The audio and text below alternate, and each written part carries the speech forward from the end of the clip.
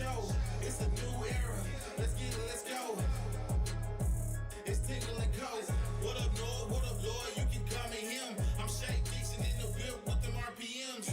Gotta pull up to the check and shit out to them. Not trying to ball like Big Folk, then get out the gym. Monday through Friday. When you see that notification, we about to go live. Hit this track and do you dance like you Karen Lacey. Run it back and turn Matthew to the house, baby. It's Tingle and Co. Compete with the show. It's a new era. Let's get it, let's go. It's Tingle and Co.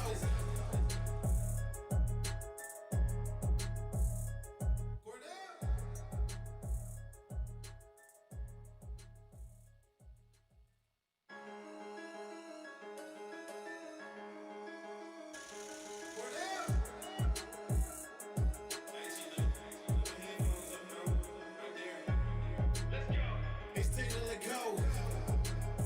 Compete with the show. It's a new era. Let's get it, let's go. It's Tingle and Co. What up, Lloyd? What up, Lloyd? You can call me him. I'm Shake Dixon in the whip with them RPMs. Gotta pull up to the check and shit out to them. Not trying to ball like Big Folk, then get out the gym. Monday through Friday. When you see that notification, we about to go live. Hit this track and do you dance like you Karen Lacey. Run it back and turn Matthew to the house, baby. It's Tingle and Co. Compete with the show. It's a new era. Let's get it, let's go. It's Tingle and Co.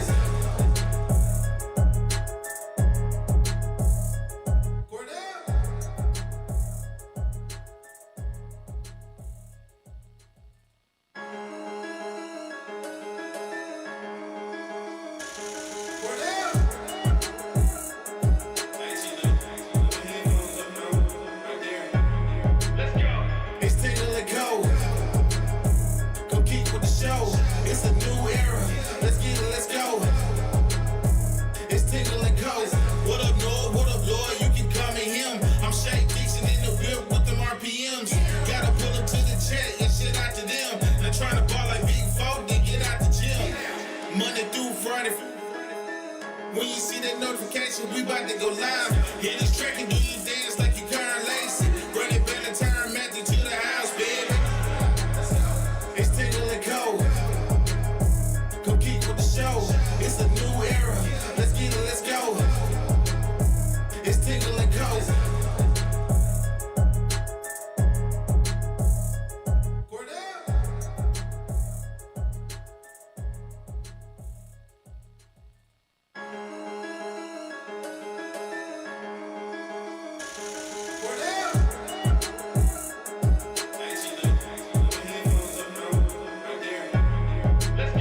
It's Tingle and Co. Compete with the show. It's a new era. Let's get it, let's go. It's Tingle and Co. What up, Lloyd? What up, Lloyd? You can call me him. I'm Shake Dixon in the whip with them RPMs. Gotta pull up to the check and shit out to them. Not trying to ball like Big Folk, then get out the gym. Monday through Friday. When you see that notification, we about to go live. Hit this track and do you dance like you Karen Lacey. Run it back and All right, welcome in on this Thursday morning of Tingle and Co. We appreciate everybody getting in here, starting their morning with us live from our Southern Regional Medical Center studios. Shout out to the team here at SRMC, where they take great care of us. They'll take great care of you. Baton Rouge, Lafayette, Shreveport. It's your choice where you go for your medical care. Choose Southern Regional Medical Center as they house Tingle and Co. Brought to you by FanDuel. FanDuel brings you our show every single day. Open up that FanDuel Sportsbook app, head over to the website, and you can, of course, check out everything they've got going on. NFL preseason, PGA Tour, MLB, and then right around the corner, college football is on its way back, my friend. We've got football in just 9 days, finally in the single-digit numbers. Week 0 will be here in 9 days. LSU, of course, kicks off in 16 days. We'll dive into all that. We'll have Glen join us at 8:30. But Lloyd, Wyatt, Christian, good morning, boys. How are we doing? Excellent. It feels like, hey, we'll talk about this a lot. Old college football and NCAA. How's it feel when the rabbit got the gun? Because everybody's walking out the Western, Spurs up, six-shooter out. I don't like it. And then spin it. and then you holster Right it. back in that holster. And you say, who's gonna stop me? I don't see no sheriff. Feels like the grace period on the lost and found is over, and now everybody's just rushing in and grab whatever the fuck you want. That's very true. This is the purge. Take what you want. It This is the it purge. right here. This is. And guess who I college won with the sports mask purge. on? Lane fucking Kiffin. Absolutely. I don't I've think been planning for LSU this. could ask for better people in charge in the purge era of college athletics. Lane Kiffin, Will Wade, Jay Johnson, Kim Mulkey. You're gonna let me play a sport with no rules? You know what I like to do? Win. That's it. And whatever it takes to get there. Wyatt, Christian, how are you boys? Good, I found the chat. I see what y'all are talking about. There you go. You found it? Got it. Good. Now I'm It's behind marked that. safe for kids, but since you're on here, Yeah. made it change that. Wyatt? Doing great. Finished tires last night. I can't stop talking about it. It was the best. so fucking good. It is the best. You retired? What's up? You haven't retired yet? I'm a halfway retire, but yeah, we're finished tires in between bouts of reading message boards, seeing about the guys in the TRO yesterday. So it was a fun night last night. There we go. Yeah, there's a lot going on. A lot of message boards That's out for there. Sure. There's a lot of message boards. That's Yeah, for sure. I'm on one right now. Chris, you found one. Like I said, Glen West will join us at 8:30 this morning before we get into our conversation. Oh, it with is my Glen. Friday. That's why it feels that way. There you go. With our guy Glen from the Big Old Tiger On3. There are 16 days until LSU plays football. Wyatt, football day countdown number 16. What do you have for us? So today we've got Craig Stelt. I got Danny Etling. Also wanted to give a shout out to Devontae Lee. Rest in peace to him. And then the play we've got for today, a little 16-yard fake field goal, a Les Miles special. Trent Domang Come on. versus Florida Legend. in 2015. Are you doing this for me? I was here for this one, so I don't know. I feel Yeah. like we have similar This is a- taste this in is a these good plays, one. but I was here for this one. This was an awesome play. A great game. LSU went up 28-14. You were feeling pretty good at that point. Trey White muffed a punt early in the game. Florida went up 7. And then after that, LSU went on a nice run. This was kind of the peak of Brandon Harris, where you kind of thought, like, Brandon Harris, kind of a player, right? Yeah. Like, you had a flea flicker to Malachi Dupree, and then you scored a touchdown on a deep bomb right before halftime. Leonard Fournette was looking good. Brandon Harris was looking good. Then Florida comes back, ties it up. I think they housed a punt, Antonio Callaway. And then Les Miles, we're not fucking taking 3 I here. still got 99 on the black, cuz. Yeah, come on. And then Florida comes way too hard off the edge and touchdown Trent Hey, Domang. what do you know about that? Also, I know a little bit. also Trent Domang, St. Paul's grad. So, Oh, yeah. okay, we're Hell changing yeah. the play now. I didn't see y'all's high school featured in this. I'm just saying. Fair enough. But anyways, this was is an all-timer. And when these plays come up, it's just kind of like a reminder of the life we used to live. Oh, yeah. Like, just remember where you came from. Literally the cardiac catch. Yes. Like, I could die. Yes. Let's fake it. Okay? No, like it is like it's just sitting back and thinking about it. It is funny because you're conditioned as an LSU fan to take on some of the personality of your coach. Right. And there was a million times watching Les Miles like, watch out for the fake. Right. Yeah. No, and it's like we've never experienced being an outsider looking in at it. Oh, it had to. Steve Spurrier had killed him. Yeah, like I couldn't imagine being a fan of another program and being like, That fucking guy that Just eats the make your grass move. got me? You can't even think. the punter just scored a touchdown. Would you get those to Pants Store? It also is crazy. Just this game and not this specific football game, but LSU Florida, some of the Unbelievable. craziest moments ever in college football, and it's not a yearly game. No One of LSU the most, Florida this season. I always say it's one of the most underrated rivalries It is. in college football. And I think part of it is because Florida has much bigger Right. Like you could Georgia, make the Florida argument State. that LSU's Florida's like 5th biggest Right. rival behind the Florida schools, Tennessee, Georgia. But this like game, you know, the rankings don't matter, the It coaches don't matter, delivers every the time. rosters don't matter. It's going to be 3 hours of clusterfuck that you're going to watch That's on it. your foot. I on don't your think I TV could have screen. described it a better way. No, that's all it is. But there was a brief shout out Glimmer Fredette of like, this is the best football It's I've the best ever football seen. game. Yeah, it's Yeah. the best. Yeah. These Like are the two Tim best teams in the Tebow, country. Patrick Peterson. Right. And you're just like, there's athletes like Percy Harvin. Right. Mhm. There's athletes everywhere. And you're like, that was LSU Alabama before LSU Alabama. Yeah. It's like, this will decide who goes to. Urban Meyer versus Les Miles. Not the same. But now maybe. Maybe. With the, check the tape. There you go. At But least yeah, Les no, didn't get caught it is crazy. We're going into on camera. We're going into a football season this year where LSU and Florida don't play. Yeah. Like that's just it feels weird. Yeah. gross. Back for Florida. I think he got suspended or hurt. Yeah. Right before this game, they had to start Treon Harris, I remember. Earlier, I watched at Barnes & Noble in the Union Square, I watched the end of the Michigan State game where the punter drops the snap Yeah. right before. So we watched this game. And I'm that like, guy breaks his hip. Yes, on the Yeah. celebration. yeah. And you get the Never played again. This was just a wild Saturday. And that's why we love college football. But see, it's that's the the thing. best. Like Jacques brought it up yesterday. Like you bring up like the suspension before the game. Like that's not gonna. Those don't happen anymore. Like because they're just gonna play them. Like they're not gonna be like you wake up, all of a sudden this guy's suspended and not playing. That's not gonna happen anymore. They're just gonna play. I'm good, honestly, because LSU got screwed over by that one way too many times. Cause Jacques brought up that moment in the game a couple years back. The one I think of the most is LSU UCLA 21 because we're sitting on your couch watching that football game and we're all sitting there just talking excited about the game, the whole thing. Sissy Blue. And then 5 messages come through on our phones and they're like, no John Emery, no Mason Smith. We're like, whoa, what's happening? What's going on?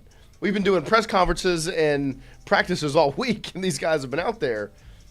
And all of a sudden, That's what they're not happens when you playing. keep things in house, It's crazy. which I would prefer. But then they can't ever leave the house. Right. You can't let them out the day of. Yeah, they should be under the house. Yes, this is gone. Yeah, this doesn't they're exist. Not anymore. happening.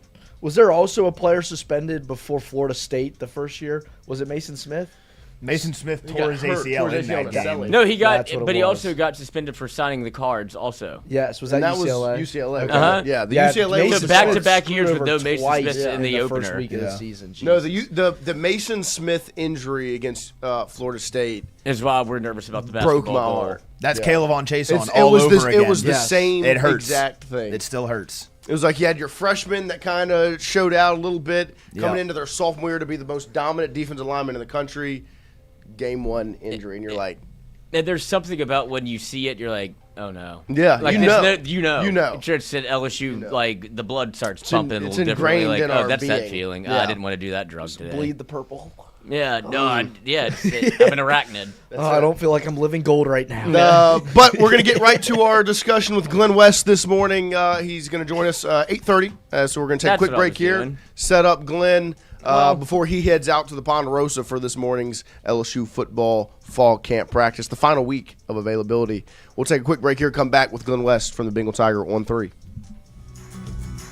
Wardos was created in honor of Alan Ward Granting III, fondly known by family and friends as Wardo. In 2019, the oldest brother of the tribe passed away unexpectedly. His remaining siblings and loved ones wanted to honor his memory in a special way. In 2022, Ward's family decided to combine the need for a sandwich shop in downtown Natchez with a desire to pay tribute to Ward's love of good friends, good times, and great food. Through blood, sweat, tears, and countless hours of hard work, Wardo's was born.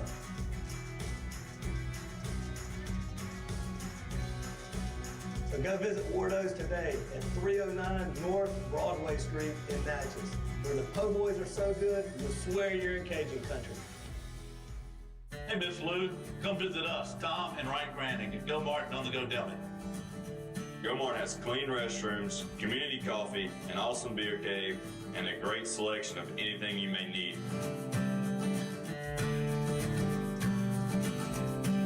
Located at the corner of Highland Boulevard and Highway 61 South in Natchez. Also stop by Wardo's Po' Boys at 309 North Broadway on the beautiful Natchez Bluff. Where everyone is family.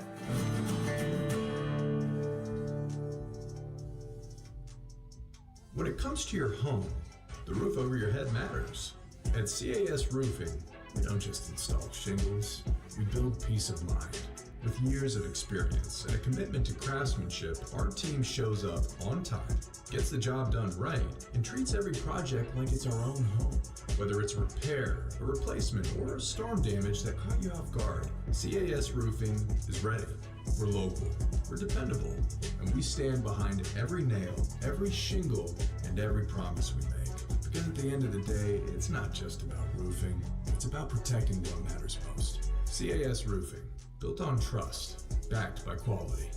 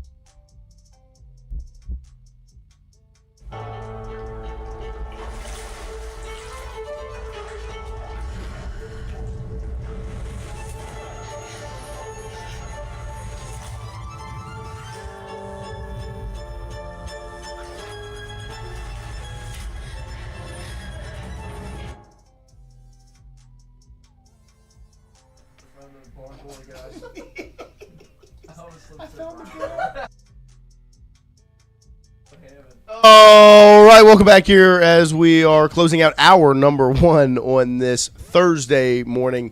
Inching closer to LSU football getting kicked off. Like Wyatt said, 16 days away. Danny Etling days away. Good quarterback. And fall camp is at least the media availability segment is wrapping up this week as LSU back on the practice field today and tomorrow with some press conferences as well. And we're joined by Glen West over at On3 covering LSU. Glen, good morning. Thank you for joining us. Hey, guys. Good morning. Not much to talk about today, huh? I'd say that's going to be my first question. Is there ever a break at covering this program? No, there's not, and I think that's what makes it one of the more fun, just overall programs to cover, certainly from not only just a football, but also basketball and baseball perspective. It really is a year-round kind of deal. So 16 days before kickoff, we're talking about potentially adding new players to the roster, so potentially adding professional players to the roster. So there's a lot to unwind here. For those that are watching or listening that aren't fully informed on all that transpired yesterday with this ruling that came down in a Louisiana court and what it means, can you explain to them kind of what happened and what it means for college athletics and college football, especially with that starting right around the corner? Yeah, so essentially yesterday, a judge here in Louisiana granted 16 players, including former LSU pass rusher Jack Pyburn, a temporary restraining order, which essentially falls in line with kind of the injunction that was filed or an injunction that was granted a few weeks ago in a Colorado court that said that all the 2022 class of players could be eligible for a 5th season. And so essentially, without, I guess cutting off its head, without getting too nitty gritty here, if LSU were to play a game tomorrow and Jack Pyburn were wanting to come to play at LSU again, he could potentially play in that game tomorrow if that was based off of the ruling from yesterday. Now, there's a whole bunch of other stuff that has to happen before then. I think a big reason why maybe you're seeing just some of the entry-level stuff happen right now.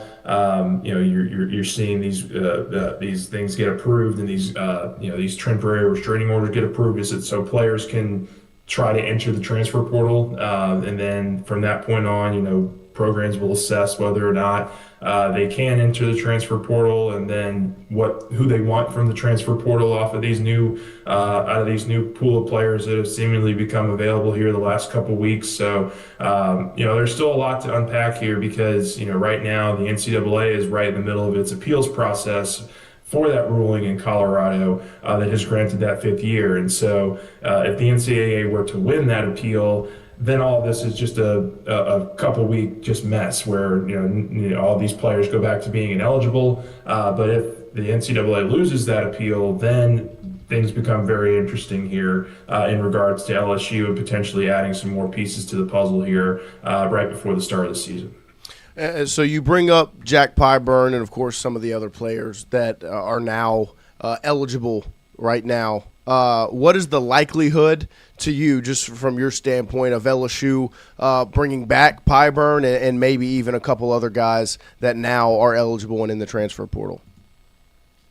Yeah, I think it's a very interesting question because I think there's still so many layers that are unknown to this, right? I mean, this just came down yesterday, so we haven't even heard what the NFL is going to do in terms of a response to this. Like, I have a feeling, like I don't know this for sure. I have a feeling there are a lot of owners and a lot of front office people in the NFL that don't want this to happen. And, you know, the NFL is what rules all at the end of the day. And, you know, they could really come out with a very harsh group with a harsh statement or a harsh group of penalties that could be imposed on some of these players if they decide, if they get cut from an NFL roster, that if they want to go back to college, there could be a process of getting back to the NFL, for example. But like that's the one angle to me that's really, really interesting here. It's just kind of how the NFL responds here over the next, couple of days. But in regards to just Pyburn, I mean, he was playing pretty well for Tampa this last weekend. I think a couple sacks. And so, these guys are not only just playing for their own team, but they're playing for 31 other teams in the preseason as well. So who's to say that if Pyburn doesn't continue to show out, that there's maybe not another team that could give him an opportunity. And so, and then if he is cut, what if Tampa wants him back on the practice squad? And, could that be another way, because, injuries do happen in the NFL. What if,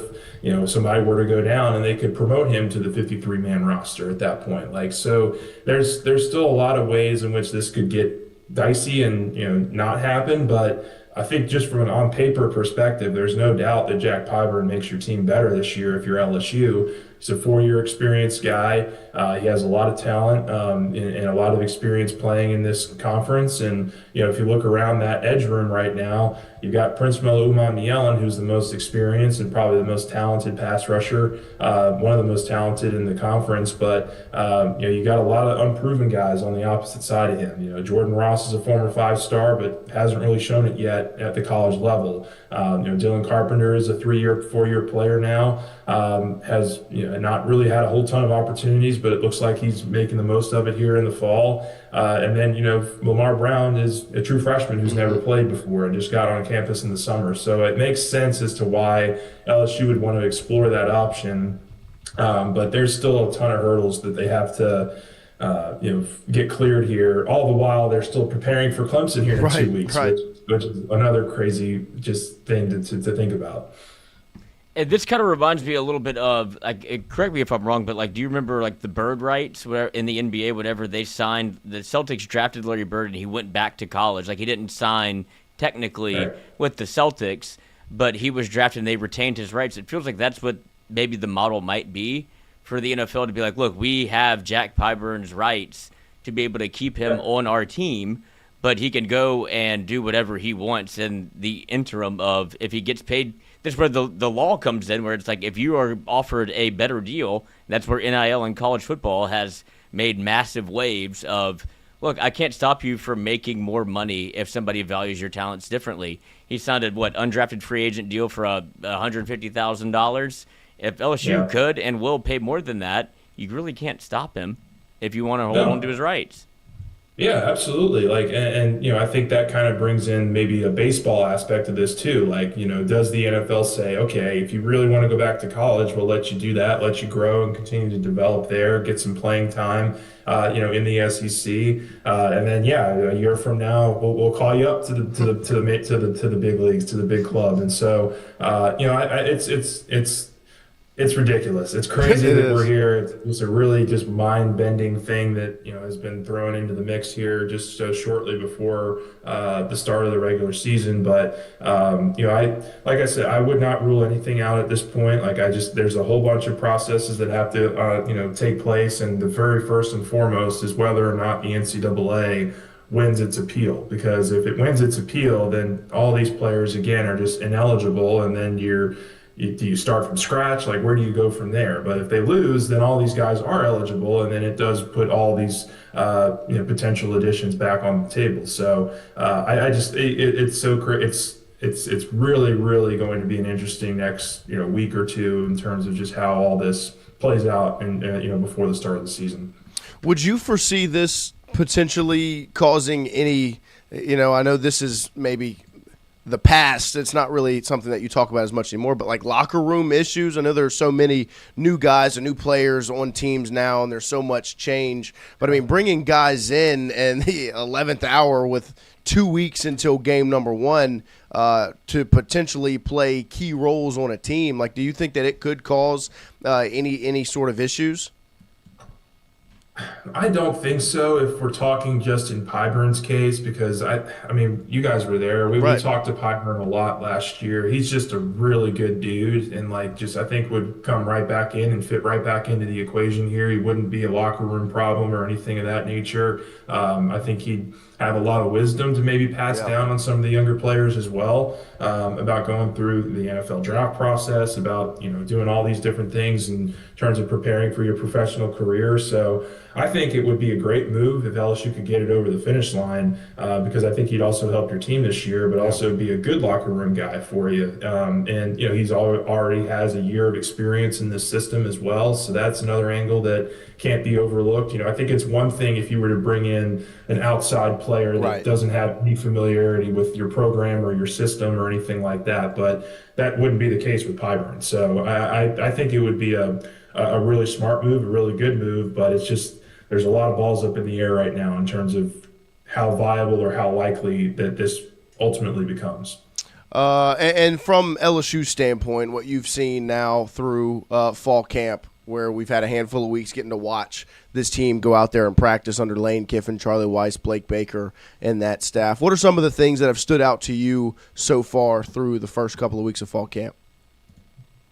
Yeah, I would say probably for me, just getting a good look at Levitt finally healthy, 100% healthy and moving through the fall with no limitations and stuff like that. Like I think he's looked really solid so far.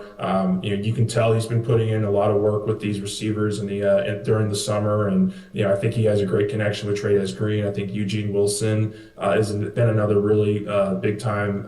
He's upped his game from the spring. I think Jace Brown has upped his game from the spring. Winston Watkins I think will factor in their receiver as well.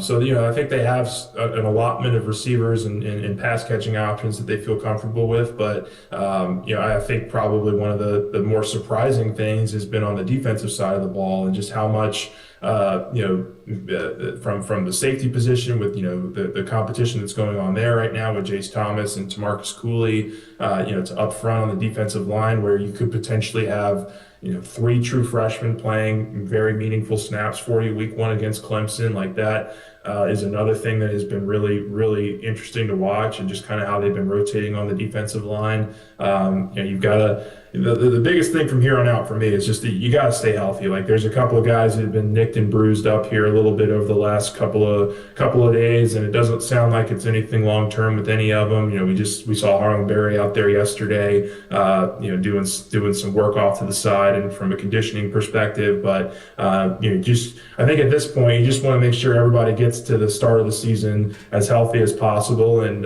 there's still a few weeks left for all that to happen. So, but I've been really impressed overall. I think that they handle these practices extremely well, and I think that they'll be ready for week 1 here against Clemson.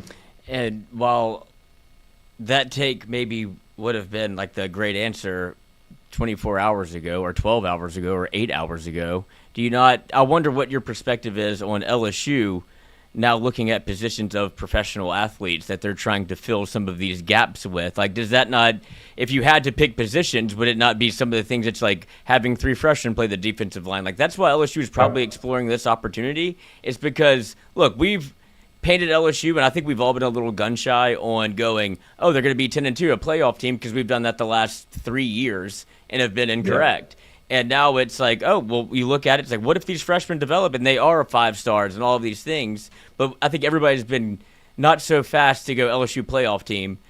And this is kind of painting as to why when you look at what they're trying to do and add an edge rusher, add maybe a defensive tackle, add a corner, add a safety. It's like they know that there's spots in a very finite timeline of this might be the only opportunity you get to do this.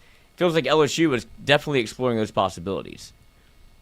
Yeah, absolutely. I mean, look, they've gone all in on this season. Like, I mean, whatever Lane Kiffin has asked for here in this first year, he's gotten. And so if there is a player or two that LSU really feels like would make their team dramatically better here in 2026, with this new kind of crop of players that have seemingly become eligible here, at least in the short term, then they're going to explore all those opportunities. Like, I mean, the edge rusher for sure is one with Pyburn, but, does LSU feel like there's a cornerback out there to help them with some depth? Do they feel like there's, to your point, Lloyd, a defensive tackle that would make some sense coming back into coming back to the program and getting into the mix there? There's a lot of veteran talent out there, and I think the other part of this too is Kiffin last week said essentially, if this injunction holds and this Colorado injunction holds, players should be able to go anywhere that they want and not just back to the school that they play for.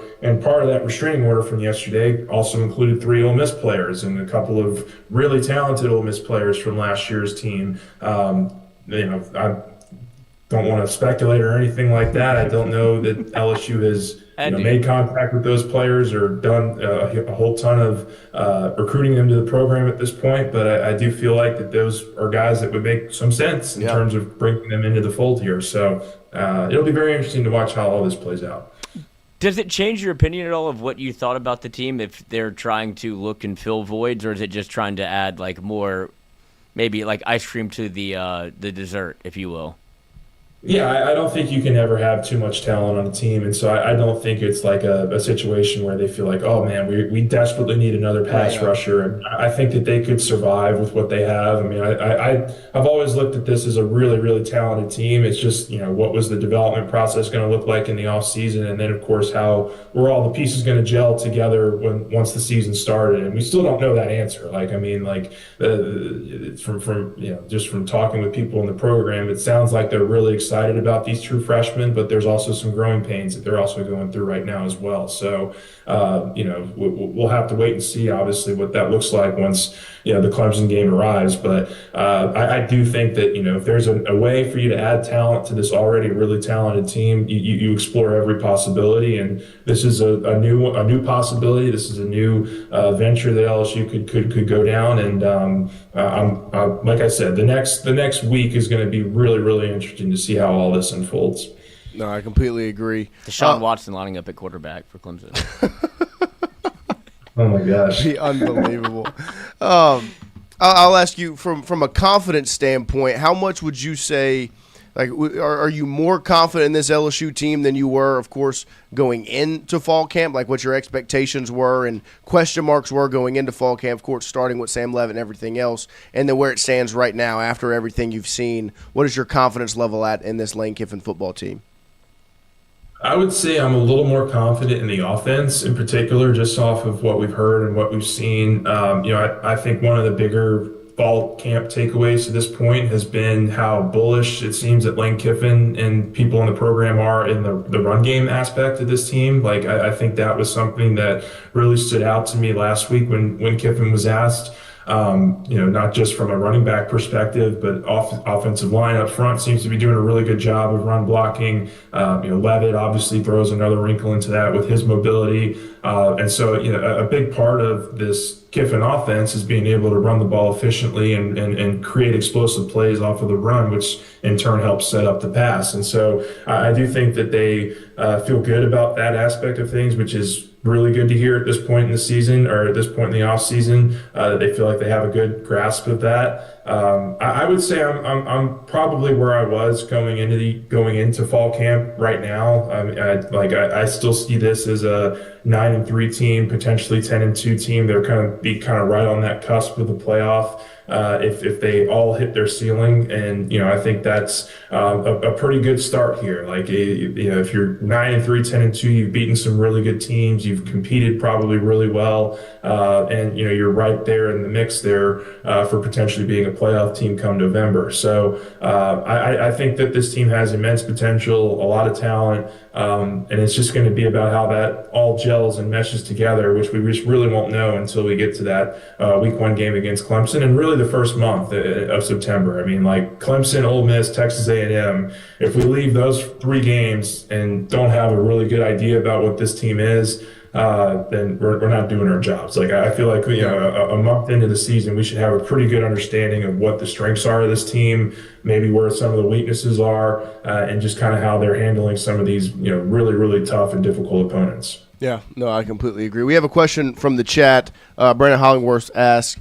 does LSU have room to add more players? I would assume there's obviously like the roster limit. Does LSU have the ability to add guys in this new crop of free agency?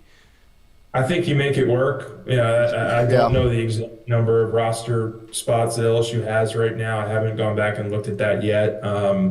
But I think, if you're talking about bringing in an impact player at this late stage, you make it work. And, make it work can mean a lot of things, whether it's cutting another player or something like that. But I think if there's a player out there that you feel like can make your team better, and you can get him eligible and get him into this program here sooner than later, you absolutely go do that. So I don't know exactly how many open roster spots there are. I know I've seen one report, I think it was Matt over at 1045 ESPN said that LSU has one spot. I haven't gotten that confirmed, but obviously Matt's as plugged in as anybody, so I'll roll with him on that. But I think that there's a lot of wiggle room here if you feel like there's more than one player that you want to go add to try to make that happen. Well, I would also go one step further and go, who's going to tell you no? Why are there roster limitations if people feel like they can get paid to do a job? It's really not up to somebody to say that you can only have so many spots if you're willing to get paid to do it and somebody's willing to pay you for it. I think there's a 105 limit. I mean, but why? Yeah, well, that's an NCAA thing. I don't know. I mean, now you're talking about can the NCAA enforce its own roster limits? I don't know. They haven't been able to enforce much this year, so maybe you're onto something there, Lloyd. Mm-hmm. Well, I just love to look through all the nooks and crannies. Yeah.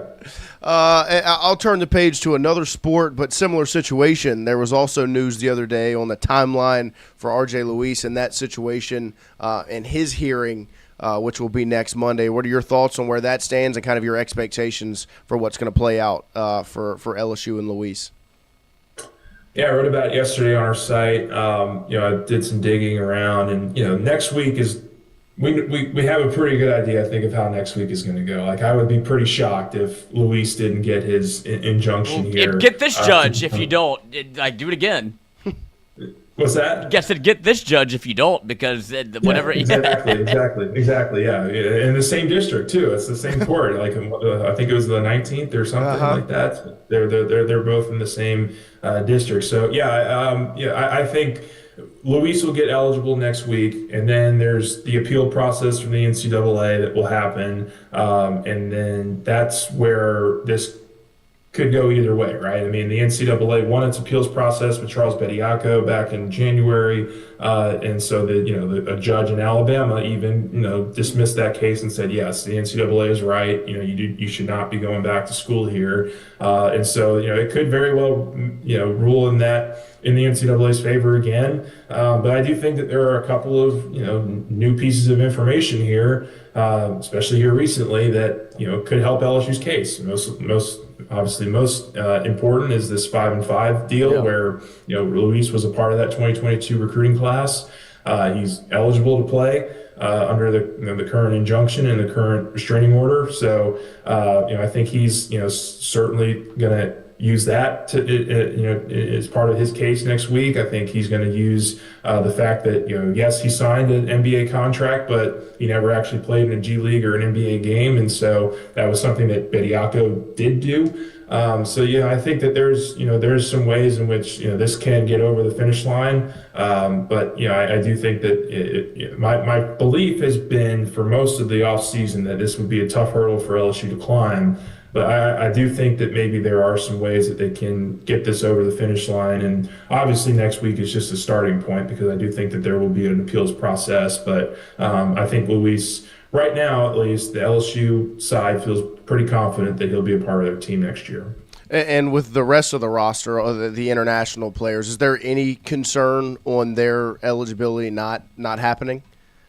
I don't think so. We're talking about here Saliu Niang, we're talking about Bryce Desir, Michael Ruzick. I think Marcio Santos too is in that mix. So I don't believe so. Not that I've heard, at least. I think most of those guys have pretty strong cases, and it's just about it's not only just the eligibility thing. It's also on the academic side, making sure that they have all that stuff figured out too, which could take a while. But just asking around the program, it sounds like sometime next week or right around Labor Day is when we should officially start to hear some more announcements. Right now LSU's only announced 4, so they technically only have 4 guys on the roster right now. They have more than that, but I think we'll start to see some announcements here either next week or right around that Labor Day. So it'll be a busy Clemson week, let's just put it that way. Not only just on the football front, but potentially on the basketball front as well. It is. There's not going to be much. There hasn't been much of a break, and there probably won't be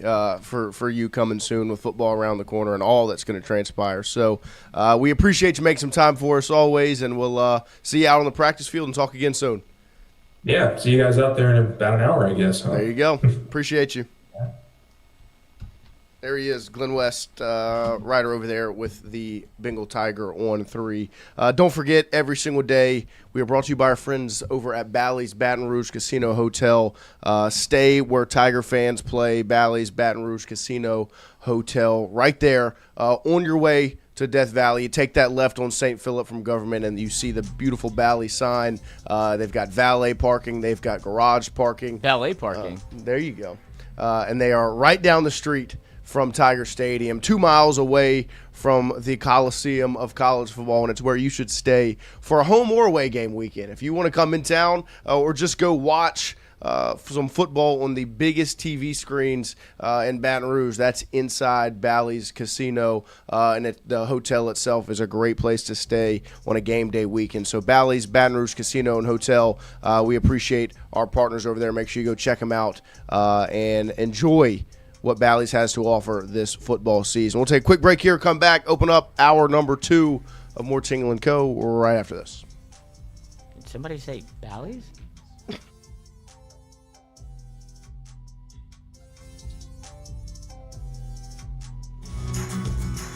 Wardo's was created in honor of Alan Ward Granning III, fondly known by family and friends as Wardo. In 2019, the oldest brother of the tribe passed away unexpectedly. His remaining siblings and loved ones wanted to honor his memory in a special way.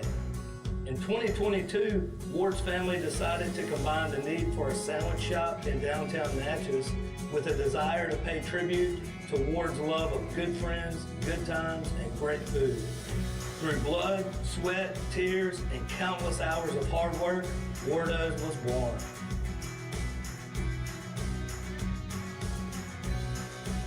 So go visit Wardo's today at 309 North Broadway Street in Natchez, where the po' boys are so good, you'll swear you're in Cajun country.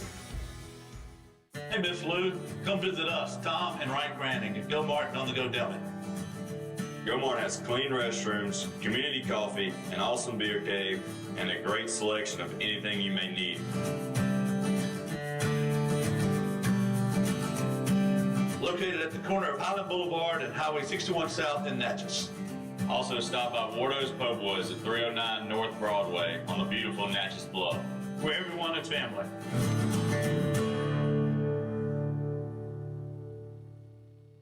When it comes to your home, the roof over your head matters. At CAS Roofing, we don't just install shingles, we build peace of mind. With years of experience and a commitment to craftsmanship, our team shows up on time, gets the job done right, and treats every project like it's our own home. Whether it's a repair, a replacement, or storm damage that caught you off guard, CAS Roofing is ready.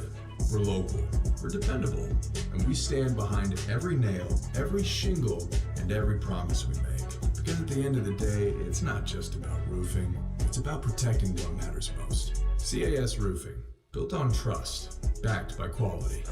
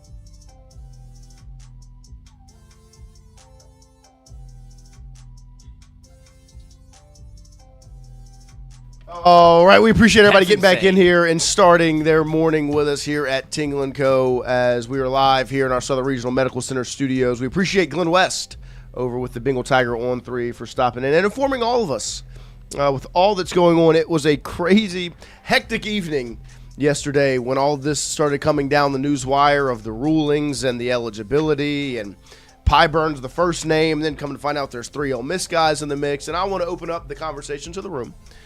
Lloyd, I'll start with you. No. What was your first reaction, just in totality, when you saw that this rule had come down, and then, of course, from LSU's standpoint? Oh, it's the best that could have happened ever. It's just because it's fun to be a player in the game. Yeah. Like, if you're not in this part, select the elite of the elite group that can play with this amount of, like, gumption to be like, oh, I'm in the ballpark for being able to play professional athletes more than the professional sports teams can play. Right. And that's where Glen West is, like, not bringing up a bad point of what's the NFL going to do about this? Like, do you Right. raise the rookie You start salary paying them cap? more, yeah. Because it wasn't, well, it was 20 years ago, but Jamarcus Russell used to sign a rookie contract that was guaranteed $70 million Right. because he's a junior and he could go back to school, and that was kind of like a college baseball model. Now they have to relook at what they're doing and be like, we can't have this happen, but also in that same vein, this is only going to be for a year. And that's why I think this is the wildest it will ever be. So, like, do all of the drugs you can at Woodstock, because this is the one time it's going to happen. If you try to go back in 99, not going to work the same way. But this is an absolute take what you can get. We called it the purge earlier. Right. This is the purge. Yeah. And I'm just glad to have a gun in the fight. No, that was the thing, like, yesterday when we talked about the RJ Luis thing, like, Any it's judge can you're make a ruling. Well, it's just that LSU's a part of this. Like, you're doing it. Like, you're getting TROs. You're fighting for eligibility. You are playing the game. That you're not trying to sit back on morals or rules or respect. You're trying to win. Not only are you playing the game, you're on the forefront of it. Yeah. Like Lane Kiffin talked about this, and maybe it's because it's kind of one of his ticks. Like, it was on the forefront of his mind, and he couldn't help himself. He's chasing the NFL model. Right. And he's like, this is the closest I can get to it. And he talked about it openly. Like, and I think it was a slip of Charlie Weiss gets to do this, Right. so I can do this. I'm on the phone for 35 Transfer minutes. compliance. That wasn't about anything other than this. Yeah. Right. No, I mean, like, you literally have the perfect coach for these situations. In every sport. Because they're looking for – what they care about is winning, and that's it. Because, like I said the other like day – a professional sport. Right, like I said the other day, you can have – like, you could be against the portal, right, and building through the portal. You could be against NIL. You could be against professionals in sports.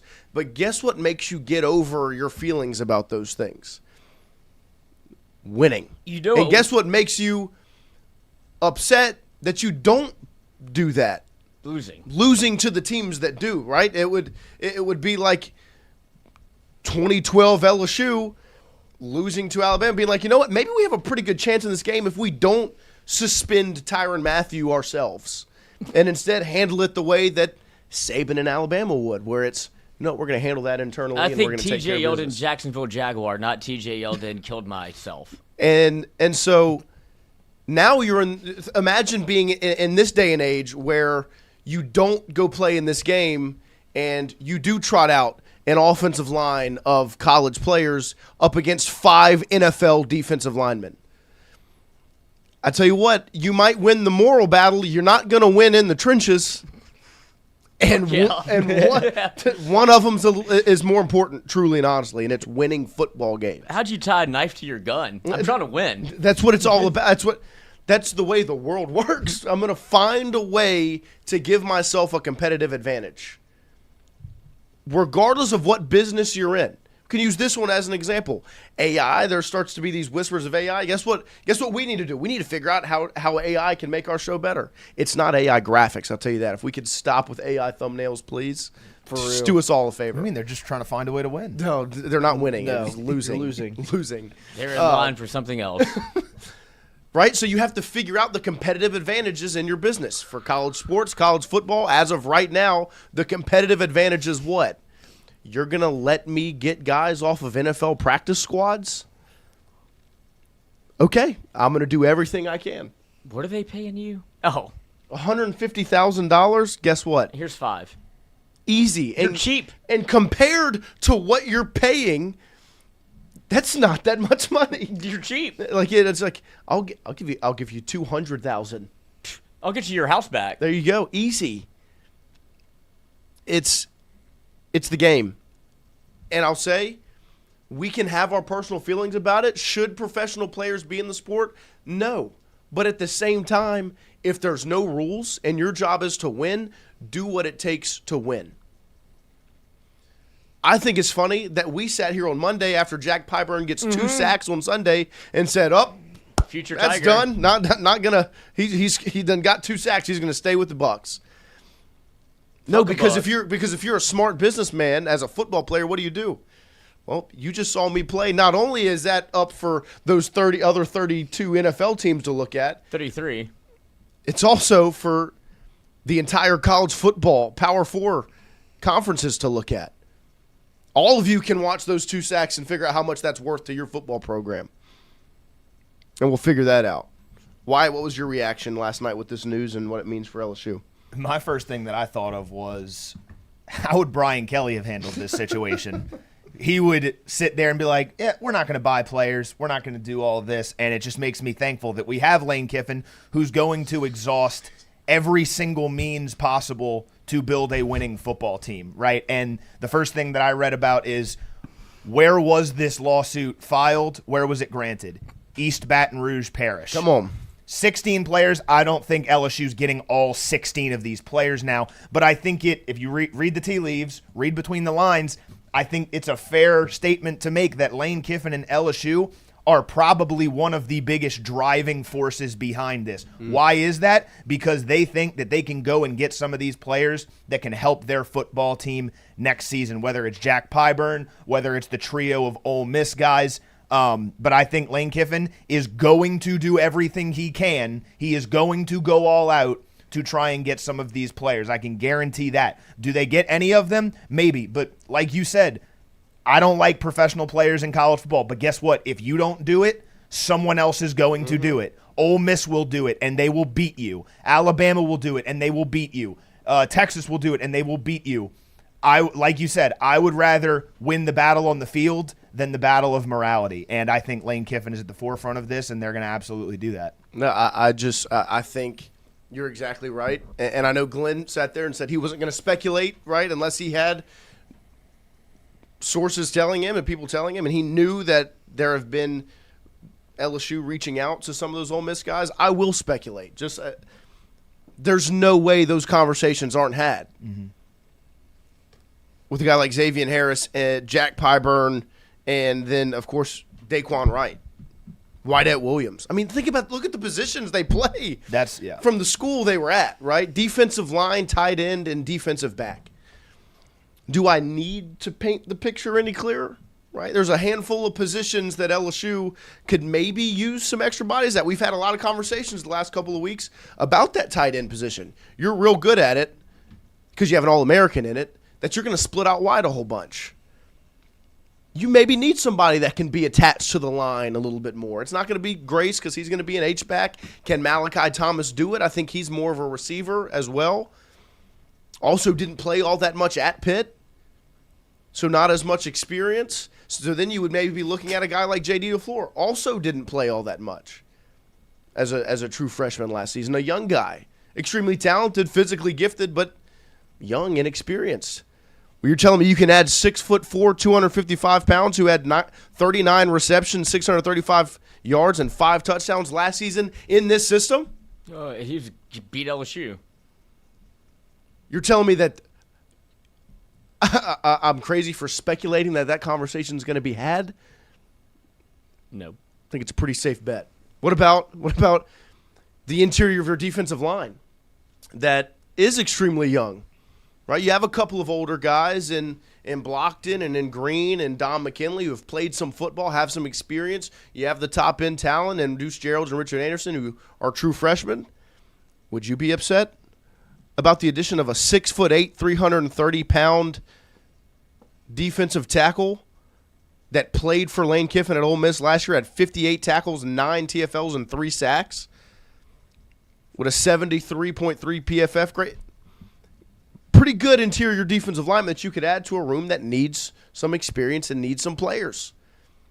Would instantly make your team better. What about the edge room, right? A position that you lack some depth. You maybe even lack some of that top-end ability. Jack Pyburn kind of fills a need right there. Played in this system a year ago. Wydett Williams. 6'2", 210 pounds. Safety from Ole Miss last season. 73 tackles, a TFL, and 3 picks. 10 PBUs. We've talked about depth in the defensive back room. We've talked about depth on the defensive line. We've talked about depth at tight end.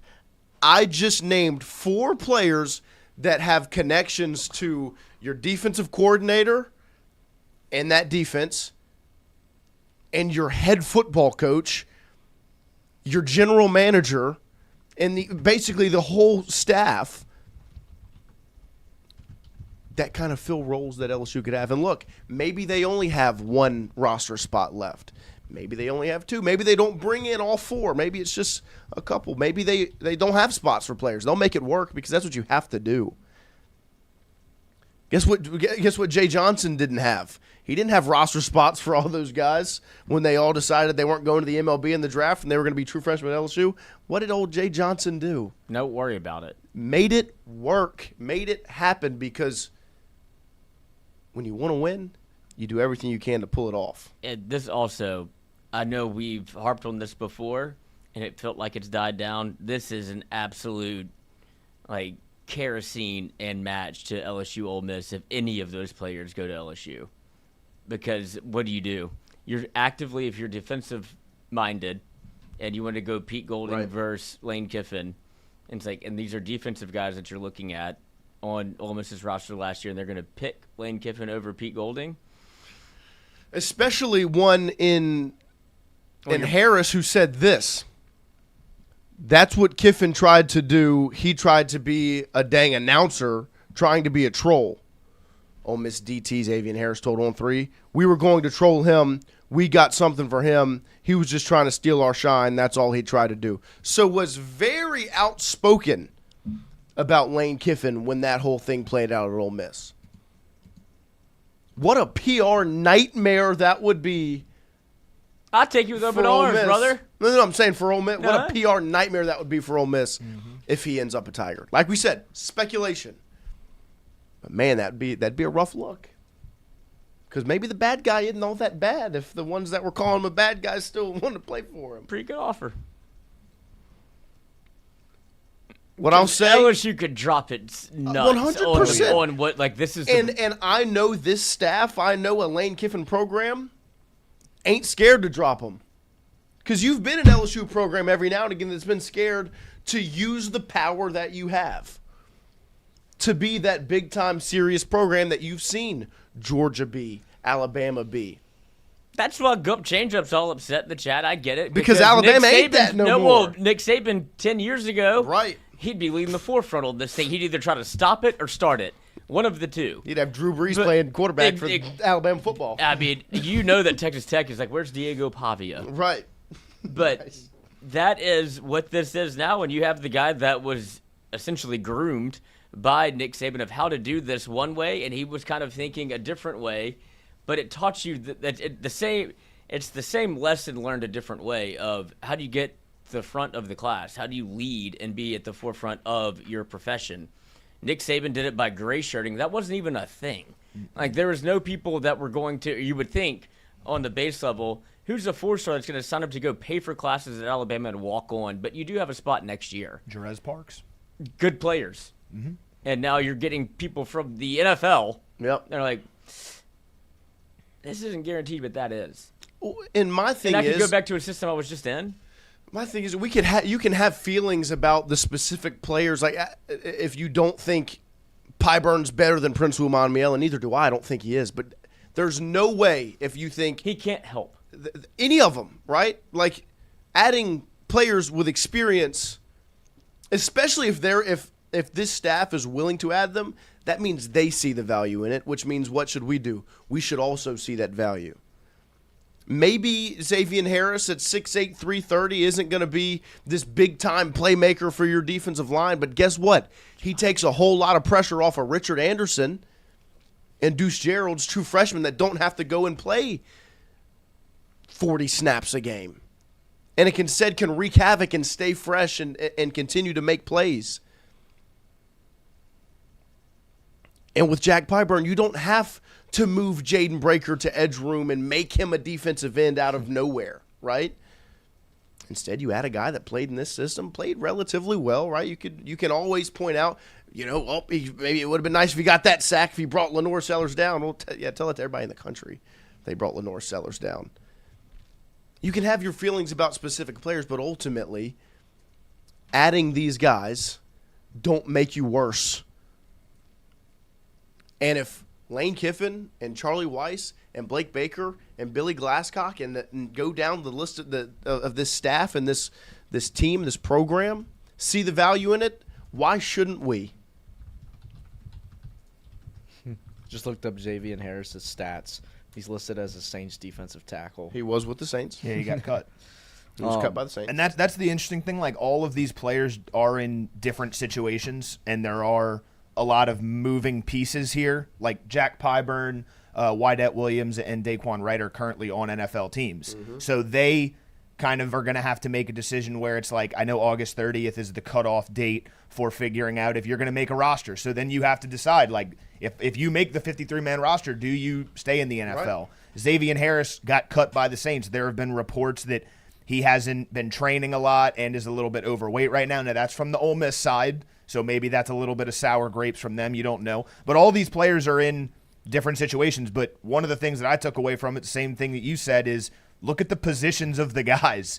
It's a defensive back, an edge rusher, an interior defensive lineman, and a tight end. These are the positions we've been talking about where you could add depth. And, again, you add that to the part where this was in Baton Rouge, it all leads to the point that LSU has a massive hand in this, And I'd be pretty surprised if one of these players doesn't end up on LSU's roster before Clemson. It used to be one, now one all. Right. Well, and that's I think think just to Wyatt's point, the way he painted it out. I mean, like, I will contend and continue to say, even if they add 0 of them, this is a really, really good roster that LSU football has. Yeah. It lacks one thing. Old. Some experience at specific spots. Really, just interior defensive line is the only spot that I would say they lack experience.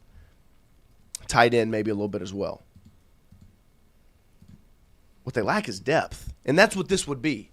You're not bringing in Dae'Quan Wright to take time away from Des Green. No, not going to happen. You're not bringing in Xavian Harris to become your star defensive tackle and play him more than you play Deuce Geralds and Richard Anderson and Dominic McKinley. You wouldn't be bringing in Jack Pyburn to take time away from Jordan Ross and Lamar Brown. What you would be adding is depth, you'd be adding experience, and you'd bring in pieces that make your team better. And when I say better, I don't mean from an okay team to a good team. I mean from a really good team to an elite team, because elite teams have depth. And there aren't a lot of those in the country anymore because players transfer, players leave. And if you can add depth, man, you take yourself up a next level. And that's why I want to preface and make sure it's said, even if they add nobody, Still good. Still a really good football team. But if they can go add depth, pretty scary football team. See, I'll even push back a little bit. Like, any of these players, I don't think it's necessarily a thing where they don't start. Like, I think Jack Pyburn, as much as I really like Jordan Ross, I think he is a very fine football player. Jack Pyburn's a guy who just had 2 sacks in an NFL preseason game.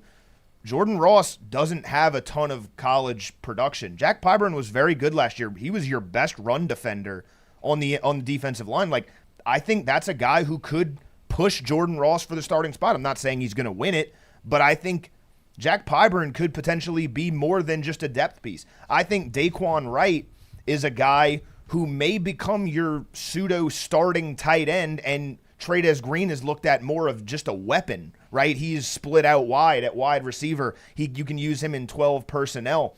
So, yes, the depth piece is absolutely massive, and if you add any of these guys, it absolutely helps your depth. But those 2 guys, Xavian Harris last year, I would argue was one of the top 5 interior defensive linemen in the SEC. Xavian Harris is a stud. Now, I don't know about the weight thing, if he's been training, all that, since he's been cut, so you don't know what's going to happen going into the season if you are able to get him. But, like, to me, I don't see these guys as necessarily just 3rd and 4th stringers for depth. I think these are all guys who can make massive impacts on your football team and could potentially push for starting jobs. No, I don't disagree at all. The only reason I will label them all as depth pieces is because I know they're not going to be handed a spot when they get there. Of course. And I don't think that's what you were saying. If the decision is made by the coaching staff, if these guys come and Jack Pyburn is put in a position to play more and to potentially start, that's because Blake Baker and his staff look at it and go, he's in the best position to help this team win now, across from Prince Wilmot Mielen. Yeah. And Jordan Ross then becomes the guy that can come in and be a playmaker and be maybe more of a depth piece. But ultimately, what this allows for you to do is have depth at key positions that you need depth. And I'll be very interested to see how this plays out. But I don't know how you can look at what came down yesterday with 3 Ole Miss guys and a former LSU guy, all at positions that would benefit LSU, being listed in this case that happened in Louisiana, and not kind of put the puzzle pieces together. If this were to come true, right, and you were to bring in these guys kind of late in the fall camp before the first game or maybe after, whenever, like, what is, like, the negative side effect of this is, like, all right, what about the freshmen who've been in fall camp, training, practicing, whatever, are looking to make an impression in the first season, make a start come week 1, week 2, whatever, and you add these, like, would they feel slighted? Like, I feel like this would also slight some of the players on the team of like, yeah, look, y'all told me I was going to start like from spring on because I'm an early enrollee, and then in fall, like, but then now y'all bring in. I don't think they're telling anybody. I was going to say, Lane has like maintained throughout all of his media availability. No, I understand. He doesn't promise I starting understand time. that. His thing is, if you're the best player, you're going to play. I don't care how much money you make. I don't care who you are. Yeah, with the guys on the roster now, these guys aren't on the roster. They're about to be added late to the roster. I don't know. Like, obviously, You're saying not they're going to promise promising them starting spots? No, I'm not saying that. I'm saying adding those players so late in the fall camp, I can see how freshmen and some guys that have transferred here would feel slighted and then use that against LSU maybe next year in the port, whatever it is, and it would slight some guys for sure. That's what I'm saying. These guys have feelings. So to your point, because I don't disagree, I do think that it could. That's why I asked Glenn the question, like, could it create some kind of discourse in the locker room of these things? Like, oh, you're bringing in a guy. Like, think about being a guy like Dylan Carpenter, right? Who has not transferred, has stayed here and has continued to grow and develop into his role, and now looks like he's getting an opportunity, could potentially now be jumped. It's unfortunate. Maybe people would feel some type of way about it. You bring up, they could use it as leverage going into the portal next year. There might not, or they could be on a football team that wins, for a program that wins, and then be given, because guess what? These guys would only be here for a year. You just also kick the can down the road and say this is just a 1-year stopgap. Right, that's all it is. You've got 5 years anyways. Yeah, this is your redshirt year. Yeah. Because this isn't going to be a thing that you're able to retroactively do forever. Like, this is the only year you can do this, so if you're insulted by it, and if you're a junior or a senior and you felt like you've bided your time, and like, but truly, if you're one of those players that like, oh, looks pretty good out there, and you've been here at LSU, which is what you would like to think is a blue blood program, and it's not that he's finally taken the next step, it's like he's the body that's there. Right. Writing's kind of on the wall for you, brother. Like, don't be surprised if they're trying to make it like I'm trying to save you from yourself. Right. And the other thing is, you've got every opportunity to still play. Yeah. Like, you have every opportunity at practice to go out there and still play. Like, that's one thing about Lane Kiffin and the way he runs his program. He is not, he doesn't owe anybody favors. He's going to put the players out there that give LSU the best opportunity to play. Right? Like, I mean, I would say it's kind of unfortunate for a guy like Caden Durham to come back, and it's going to be his third year in the program, and he's been jumped by 2 transfers in the depth chart. Like, that sucks, but who are the guys that give LSU the best opportunity to win? Instead of feeling some type of way about that, go out there and get your spot. Like, I think that's ultimately, like, bringing these guys in isn't going to mark out Lamar Brown and Richard Anderson and those freshmen. Like, they are still very much going to play and be a piece of this. It's still going to give guys an opportunity on the offensive side of the ball. Like, I still think a guy like Jabari Mack and then a second-year guy like Phillip Wright, they will still have the opportunity to make a name for themselves. Go ball out as a gunner on punt team, right? Go out there and show something at practice. That's a big point as well. Like, just because you bring someone in doesn't mean you can't play this season. But my thing is, guess what? You're getting paid real money. This is a business now. Like, I don't want to get into the politics side of things, but this is capitalism. Like, if you can pay someone to come in that's going to do your job better than you, that's what's going to happen. And for cheaper, that's definitely capital. And for cheaper, that's absolutely capital and makes the business better. If you can make a better football team, Lane Kiffin's going to continue to do that. Yeah. So that's my argument. Comes down to winning. Yeah. And that's what you signed up. That's why you go to LSU. No, I don't think anybody signed up for this. No. But you signed up to win. Right. Yeah, but also, like, I see a real opportunity to be able to get playing time. Everybody wants to play. Of course. That's why you do sports. Of course. You want to play sports. You don't be like, oh, man, I really learned a lot from Jack Pyburn that was playing for the Buccaneers. In the NFL preseason, and he just took my job. Yeah. And it's like, oh, I know I want to be able to prove it on Saturday. I get that part because that does objectively suck. Yeah, for sure. Anybody doesn't have to. You don't even have to name a name. It could be anybody and be like, I truly thought that like I was doing this not only because I love LSU or whatever the case may be. I wanted to play, and now that you are like, how did 15 days out or 16 days out, you're going. You just kind of took my job from me without like. Yeah, no. But I say all that to say, why do you think some of these guys aren't practicing? You don't think that they have agents that they could definitely hear from somebody that this was coming down the pipe? Like Jordan Ross hasn't been in practice. Shanklin hasn't been at practice. This could have been a thing that's been like, hey, I heard something. Yeah, I don't know, but I don't like I understand. I do. I mean, I don't say I know. I'm speculating, but that would definitely be I a would reason say for me that- not to show the fuck up if you want to handle it that way. Yeah, no, I would. I don't know. I mean, think here's a quote from Jordan Ross's linebackers coach at Tennessee. Jordan Ross got to work on being physical. Honestly, Ross is gifted, but he's not consistent with his work. He has to be more consistent every day. He's a little bit immature because he's still a freshman. He's got to be more mature and take things more serious. That's what I'm trying to get across to him. He has God-given talent, but he's got to become more consistent with the middle aspect of the game and take everything serious. What has Lane Kiffin said the entire – this might not be cut out for you. That's what he's always said from jump is, look, we're going to do it a certain way, and you might not be cut out for it. You may think you are, but you're going to find out if you are or you aren't. Yeah. And this is part of that. Like, I don't think anybody saw this being an actual threat. Now it is.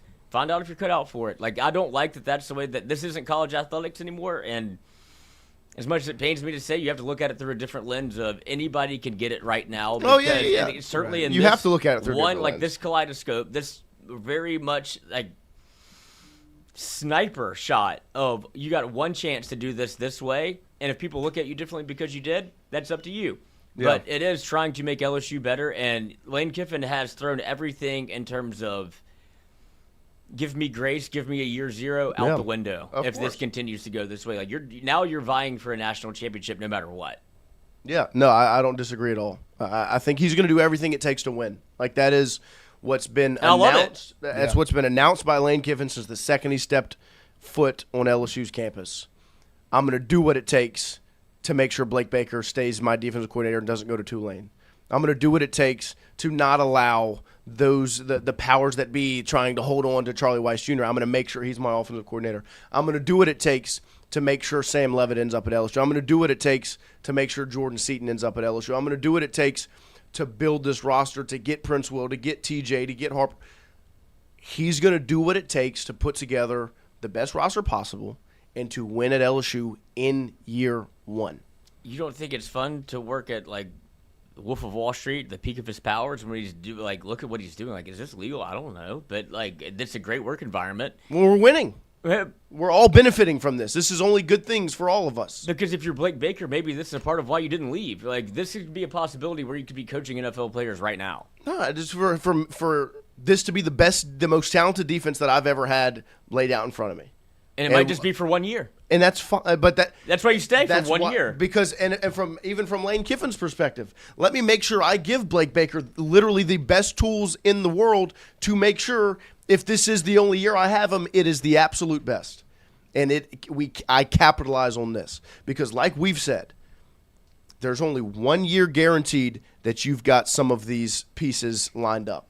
You only have got Levitt for a year, Seaton 1 year, Trey Dez 1 year.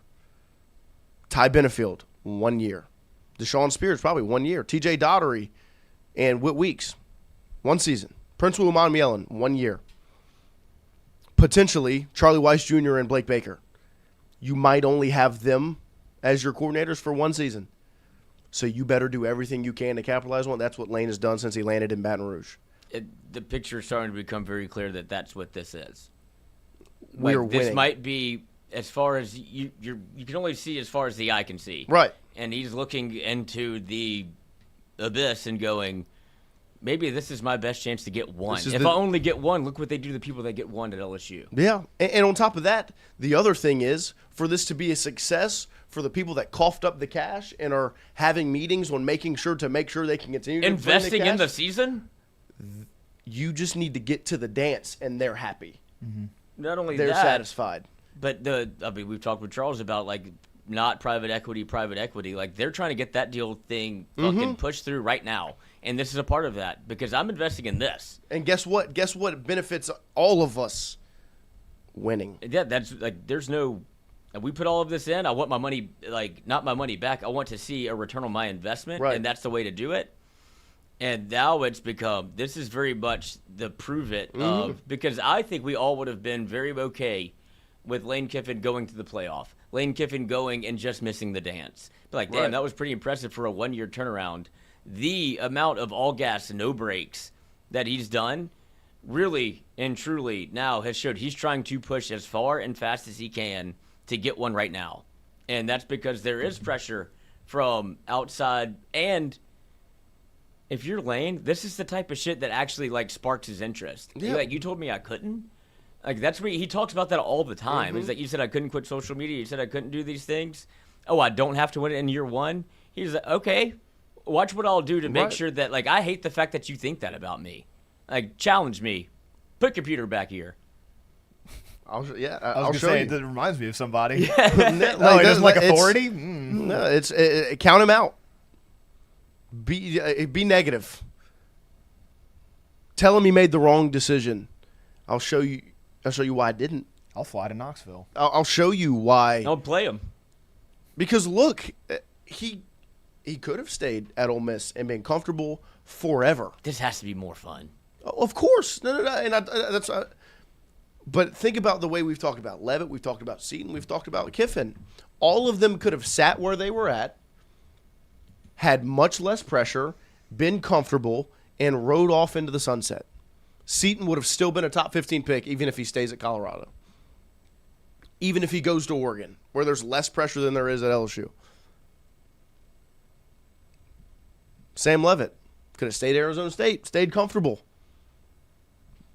Been a first-round pick at quarterback. Lane Kiffin could have rode off into the sunset with Ole Miss forever. But they all said, instead of being comfortable, we're going to bet on ourselves, and you can tell us we're wrong, watch.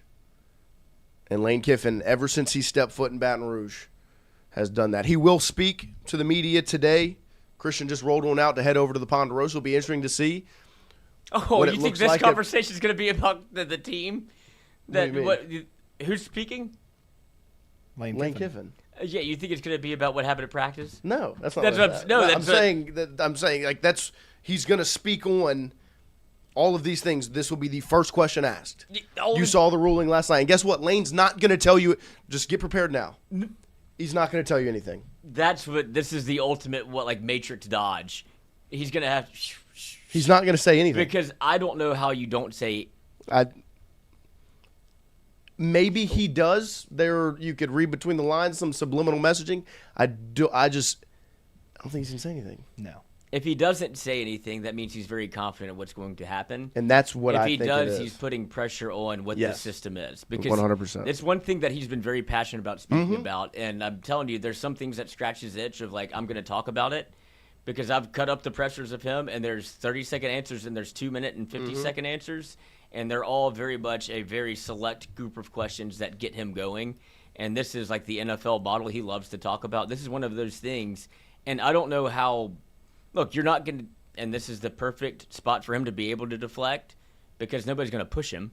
Nobody's going to get on the wrong side of a first-year head coach that has all of the weight of the world that he can move. Right. So nobody's going to be like, no, answer. Or you're not going to get peppered. Mm-mm. It's going to be, look, we're going to handle this thing internally. We're going to watch how it plays out. And, look, this is the rules that we've been presided with. Right. I'm trying to operate within those guidelines. And you'll learn as much as I'm learning as we're doing it. That's a very fine answer. It's okay to do. Because I feel do like think one would be like, I can't believe this is happening. I feel like it's going to come from a place of confidence. Like, because For sure. Then a non-answer would be confidence. That's how I would read it as well. Like, if he just kind of gives you a little bit of coach speak and moves on to the next question to talk about the players on this roster right now. I have pocket aces. He's in a good spot. It's a poker face. Like, that's what it is. Like, I'm comfortable where I'm at. And that's how I would read into it. I think it's funny how these things kind of play out. This ruling happens, and then the next day he's got media availability. And on top of that, they're also going to be out at practice, and you'll get to see, do some of those guys return back to the practice field, right? Will Malik Blockton and Jordan Ross be back out there? Right? Who's in a yellow non-contact, all those things. But ultimately, you'll get to listen to Lane Kiffin speak, and I would put my money at the first question. Who gets it? Will be about Buddy this. Sanji. Oh, I'd have been upset if that wasn't the first question. It might be. I'm going to say Glenn. I think Glenn gets it. I'm going to go Glenn. But I think he'll do that too, where he's could be very much entertained by this. Like a little joke with a wry smile, just like he did with the Jaden thing. It's actually really smart of you to ask that. Yeah, I knew this was happening. It's actually or really good smart. old, or go. Wait, what are y'all talking about? Oh, did they pass something? Yeah, what ruling are you guys? Oh, okay, interesting. referring to? Okay, see, that would be a Brian Kelly approach. Be like, and then still do nothing. It's like, oh, you actually didn't know. Yeah. Bring your Columbia Go from two jackets. different places. One from a place of confidence, one from a place of insubordination. I don't have any cards. I didn't pay the buy-in either. Yeah. Actually, you have to pay me to leave the table. I keep pissing and shitting my pants, Nice. allegedly. But we'll see. We'll get to hear from Lane Kiffin today. We'll get to react to it tomorrow. Fill that thing up. As this was a very interesting ruling, and like we've said, I just don't know how you can look at the dominoes and the puzzle pieces and just not put the puzzle together, because it's right there in front of you, and it's a pretty easy puzzle. This is awesome. It is great. I was gonna ask if the four players we've talked about, the three Ole Miss guys and Jack Pyburn, if you could rank them in terms of how much they help the team or how much you want them. How would you rank them out? I think Pyburn probably because mine it's very. I've tried to do it. It's very difficult. Pyburn is going to be the answer for a lot of people because it pulls that it tugs. Right. The one that I'm going to put at number one is the tight end. I lean that way as well. It's such.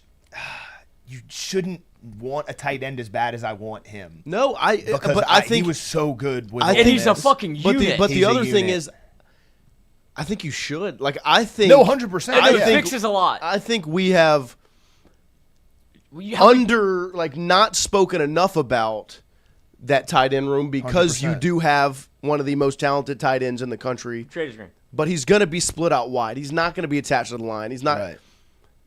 And so you kind of have you have inexperienced guys that you don't know if they're going to be able to answer the call at that spot attached to the offensive line. This instantly solves that answer with a guy who, one, can be attached to the line and block and do all those things. Also, balled out in this system. You witnessed it with your own two eyes. Me and Lloyd did the film breakdown, the position breakdowns of Ole Miss. We watched the first game Ole Miss played and had a 20-minute conversation about Dae'Quan Wright. About number 8's kind of a problem. He's really good. And can you imagine Trader's green in that offense? Like that's and what about imagine both? they all played on the same team. And so that to me, like I would probably have him 1 and Pyburn 2. See, my thing with Dae'Quan Wright is not only is he great, I've talked about him on this show, like not ever imagining that he could come back and come to LSU. I think he's an awesome player.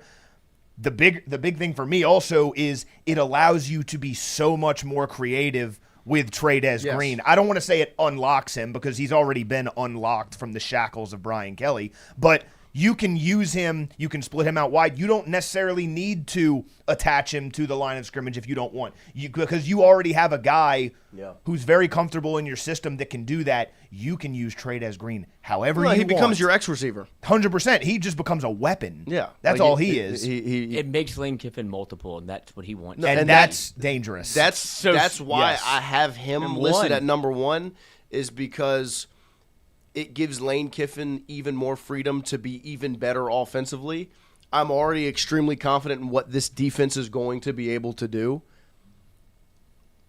In that same vein, Blake Baker's be like, "You got me Pyburn back, Yeah. Like, buddy, welcome to the squad." Like, that's I think if you can get Chance Babbitt's like they're like him and Witt or no shit, they're best friends. Look at them, they're the same person. Run through a wall together. Yeah, exactly. Bash brothers. Like, you don't think they're gonna be smiling ear to ear, be like, "What's up, buddy? So good to see you." And Blake Baker's be like, "Fuck yes." In the same way that Lane looks at Dae'Quan, like it just makes you a your better, job got way easier. Trey-Des, your job got way easier. And those two guys, I think, are the easiest transition to come back out of the 4. Yeah. They both played in the systems on each side of the ball. Exactly. Like, the only difference for Dae'Quan Wright is he's coming to Baton Rouge instead of Oxford. But it's the same, like, he knows the playbook. The same coaches, it's the same system, the whole thing. But the reason I think it's such an interesting question is because I think of these 4 players, I think the safety is probably last. I would put him last because that's a tough transition. And I'd say Harris is the number 1 need.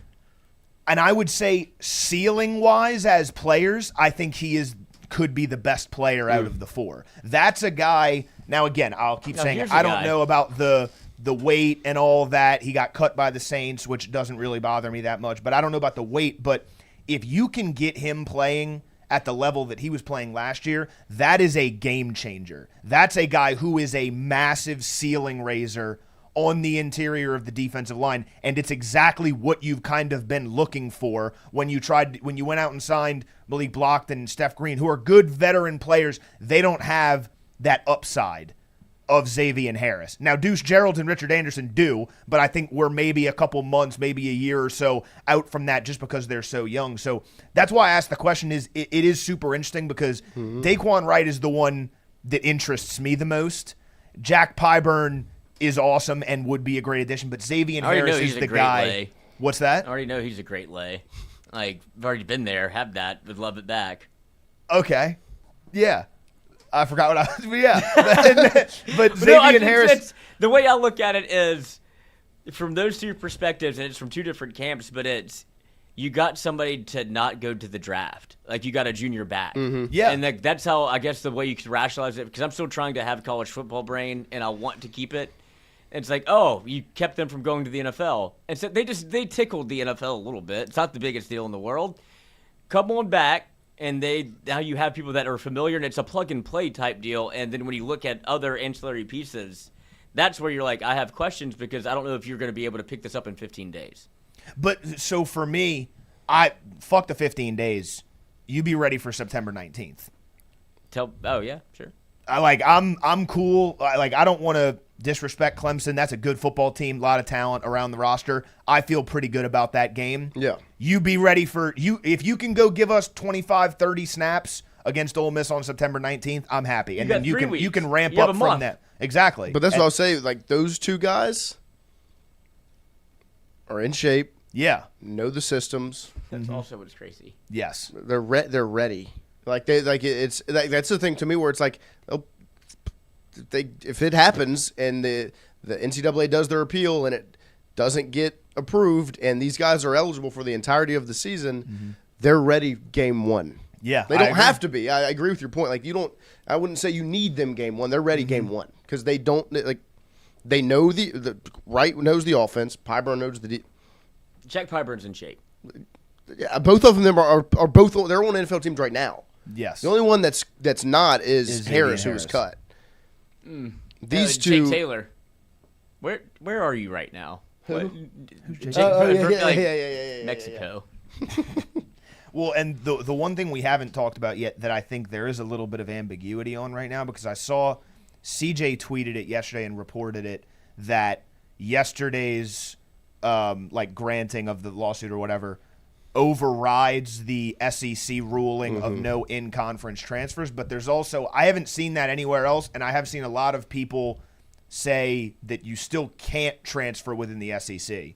So I don't know if we're going to get clarification on that at some point. My thought process would be, I think it'll get done. Unenroll and re-enroll and walk on. Right. I don't think it's that big of an issue. That's what I'm saying. Like, what? That's actually been stopped. You can't do that. Was in the College Football Protect Sports Act of America.com that hasn't been passed EDU. Yet.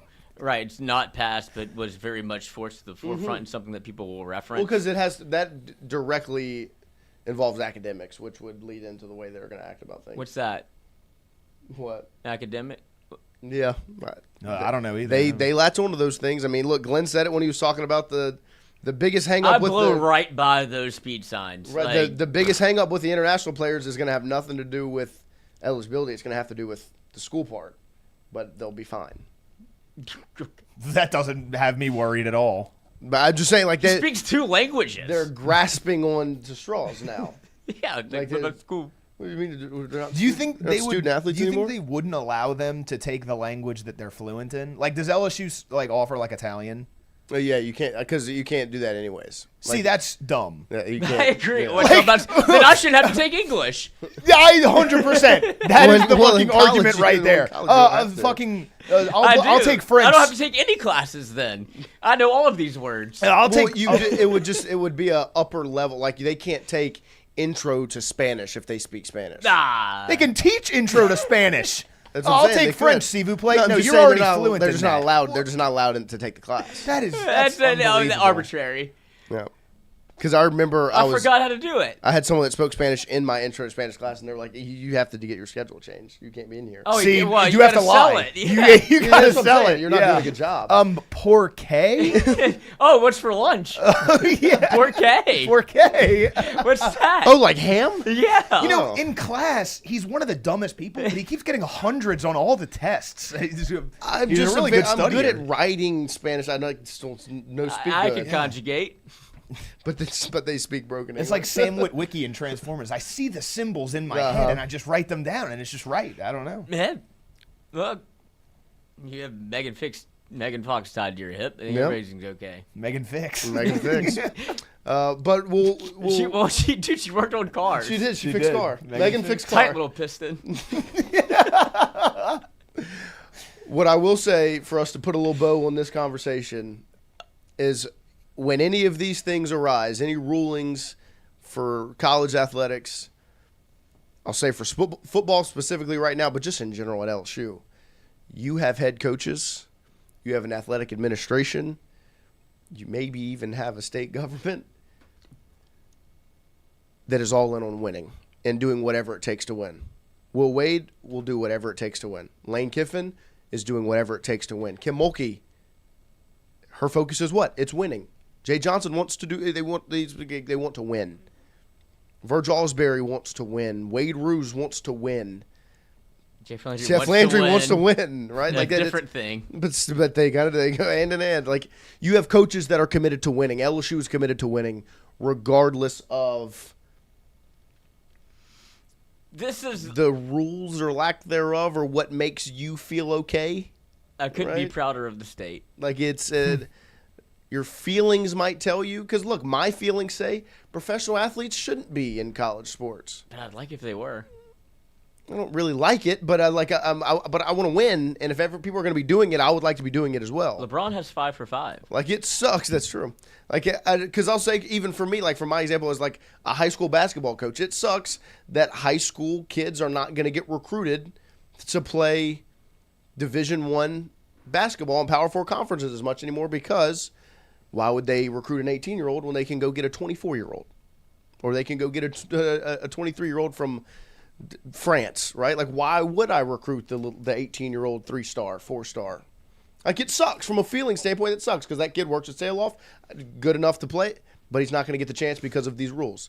That feelings aspect sucks. But from LSU's standpoint, I don't want LSU to go play against Florida in basketball or Texas in football that have the professional players, and LSU doesn't. It's a health code violation. You shouldn't be at a competitive disadvantage. You should be looking for competitive advantages, and that's what LSU has coaches in place to do. And this is also the NCAA's fault. It's not LSU's fault. This is not any coach's fault or any player's fault. You tried to run under the guise of amateurism, a word that you invented. And you got away with it for a long time. And now here comes time to pay the piper. You thought you thought you had a crack in your windshield, and now your car's exploded. That you're still in it alive. You're in a wheelchair in a puddle face down. Because I remember, because we were obviously in this business in 2021 going in when NIL was starting. And like I just remember, Lloyd, you and I like sitting down, and we were calling it the Wild Wild West, and we were talking about Pandora's box and what would open up and how many things would transpire. And then now here we are, 4 years later, and it's crazy how much has unraveled. It's fucking Westworld season 1. But that's the thing is, like, we were talking about it like that when we were talking about it then, but I don't think I ever anticipated the actual ins and outs of the unraveling itself, like what it would all encompass. Yes, like I knew it would make the games, like they make things grimy, it would open doors of these things. I don't think I ever thought I'd read a headline of Seattle Seahawks running back entering the transfer portal. You know what I mean? Like I don't think I ever thought I would look at the R.J. Luis transfer graphic of UMass, St. John's, Jazz, Celtics, LSU. You know, like I don't think I ever encompassed, like ever even like thought that would happen. But when it all broke, when Pandora's box opened, Because that's kind of what it was supposed to be. And I'll even go a step further and go, what's stopping a Chris Henry Jr. that's going to play a freshman year at Ohio State that is 6'5", 220 pounds as a freshman at college to go, I'll play 1 year and go to the league? Somebody would draft him, and you can't stop him from going. And if the NFL wants to bend their rules, like, that's what I would do. If I'm the NFL, it's like, all right, fine, you're going to take our players, I'm going to take yours. Now it's a bidding war. I think you're telling me Derek Stingley wouldn't demand a check his freshman year? Leonard Fournette would have played 6 games at LSU. I mean, Pat Pete wouldn't have demanded a check as a freshman? It's not what I want to happen. No, me neither, but But this is the fight you're about to get in. Because that's where Glen was right. Like, I am interested to see how the NFL responds, just like with the MLB draft. Like, how does Major League Baseball respond to this? How does college baseball respond to these new, like, how does this cat and mouse game between the pro and semi-pro league battle back and forth? I can guarantee you one thing. Every of the 4, well, I'll just say the 3 major sports, because I don't know if, what is it, hockey the 4th? Yeah. I don't think they're concerned about this. They don't pay anybody anything anyway. But Major League Baseball, National Football League, NBA, National Basketball Association, all have been waiting and kind of like, do you think, like, what if this happened? Somebody in the room has said, what if they figure it out that they're a billion-dollar enterprise that isn't spending any of their money except for on slides and fun things and coaches' salaries that are exorbitant when you don't even know what an NFL coach makes. Yeah. Versus, what if they start paying players? And now somebody in the room has had the conversation, and it just would probably like, oh, they won't ever do that. They'll keep doing the amateurism thing. And now that it's come to roost, they're still not prepared. But I bet they will get their ducks in a row very quickly where you, chapter fucking 65, push the button. Like, we have to figure this out now because now college football is vying, and it is very close. It's not winning the race. In college baseball, not winning the race, they are neck and neck with what people deem to be entertainment sports because that's how close they are when you see it being paid and how good they are. No, I think an example is kind of played out in the NBA of how some of these things might transpire. Like it didn't play out the way the Jazz wanted it to, but the way the A.J. DeBonster thing was handled, to me, is kind of an example of what you could see professional sports start to do. Like if I'm grooming you. If I'm an NBA owner, right, or if I'm an NFL owner, like the Jazz, right? BYU grads, BYU supporters, guess what they did? They got A.J. DeBonster to transfer to Utah Prep in high school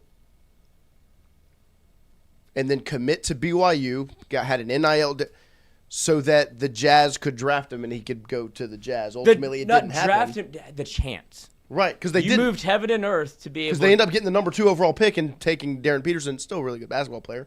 But like, look at the way that all played out. Like even the NBA was like, that's too on the nose. Like, who's to say Jerry Jones doesn't, like, I mean, or some young, inspired NFL owner doesn't look and go, you know what? I'm going to get the local school and I'm going to start bankrolling them to get the top players to put these programs in the best positions to because you know what draft you can rig? The NFL one. I just have to be the worst. That's what I'm saying. Like, it is because who's to say? Like, why wouldn't the NBA go or the NFL go? You know what? Why don't we have a farm league? Like, why doesn't the NFL just buy the Big Ten and the SEC and say, you know what? Y'all are now NFL junior. And you'll have your own separate draft. Or you can just be called up. And sent down. It'll be interesting to see how Pandora's box continues to grow. Because that is, I mean, why... Like a realistic, like Maurice Claret's rolling over in his grave right now. He's not dead, but he was the first one to be like, I don't need to play in college anymore. And he got like told no. Yeah. But that's something that somebody will try again. I mean, Jamar Chase. The opportunity was there for him to opt out because of COVID. He decided to do so, and then you can opt out whatever you want. If you're Jamar Chase, like, I'm going to be fucking good next year, too. Yeah. Like I'm not Micah even Parsons say what did I the just same thought. thing. Yeah, like why would I? I'm not just gonna miss the bowl game. I'm gonna miss the whole year. Yeah, and guess what? I'm still gonna get drafted 5th overall, 'Cause watch me run, and then I'm still gonna be the best rookie wide receiver ever. and maybe the best in the league. You know. Not maybe. And the crazy thing is, a lot of these things that we could say out loud and throw at the wall genuinely sound crazy. Like NFL light sounds crazy to me saying it. Nothing's impossible. See, I just am stuck on. Nothing. I don't know off if the it's going to table. be like a league-wide change, but what we're talking about is going to happen. Like there will be a Jerry. Like it could be Jerry. God forbid. Like how old can you get? But he's testing the time. Right. Like he might be Father Time. Why would he not send somebody to Highland Park High as a high schooler, and then I'll pay you to go to Arkansas? He doesn't, but like he just doesn't care about Arkansas. But like if his grandson was or great grandson was worth a fucking lick, Right. Guess where he went to school? Arkansas. And guess what? Who played him? He was no good. Right. But guess who said he has to play? The guy with Jerry, the guy with the big pockets. fucking check while you're playing in my stadium. Mm-hmm. He's playing today. And why would we not? If he was worth anything, we're losing 18 games this year. Why not? You can't stop them from doing that because of the way the draft is. Because the NBA already did this. They're at the forefront of a lot of things. Basketball is. They've been doing this for a long time. Right. Nobody else, they're just like, ugh. And now everybody's like, oh. Like, you had to change the draft because of that. It's going to be crazy to see how it kind of all plays out. How this continues to grow and continue to change. Like I said, the cherry on top is Jerry on top? the cherry on top. From LSU's standpoint, there's not a better coach in the country to have when it comes to an ever-changing landscape because you have one that thinks outside of the box even when the outside of the box is happening. There really isn't a box anymore, and he's still thinking outside of it. So we appreciate you all starting your morning with us here on this Thursday morning. LC headed out of town. When do you fly? Do you leave tomorrow or do you leave 6 today? a.m. tomorrow. 6 a.m. in the morning. Out of New Orleans or Baton Rouge?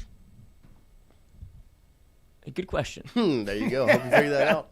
Had to Make drop my cornbread? dad off at the airport today because he flies into Colorado from New Mexico on Sunday. Ah, There you You, in case you have a little crossover in that'd be old great. Colorado. Go.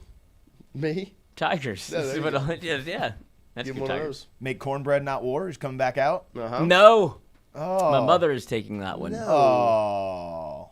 Or Timothy. So maybe it might be on the road with us. Hopefully. The golf clubs I got to check a bag. There you go. But Chrissy will be over there running the soundboard and such, producing our show I thought he tomorrow was morning. supposed to sit over here at some point this week. He He never didn't. meandered over here. He also was supposed to go down there and grab that stuff and bring it up to us. Didn't do that. I've been waiting for him to come back because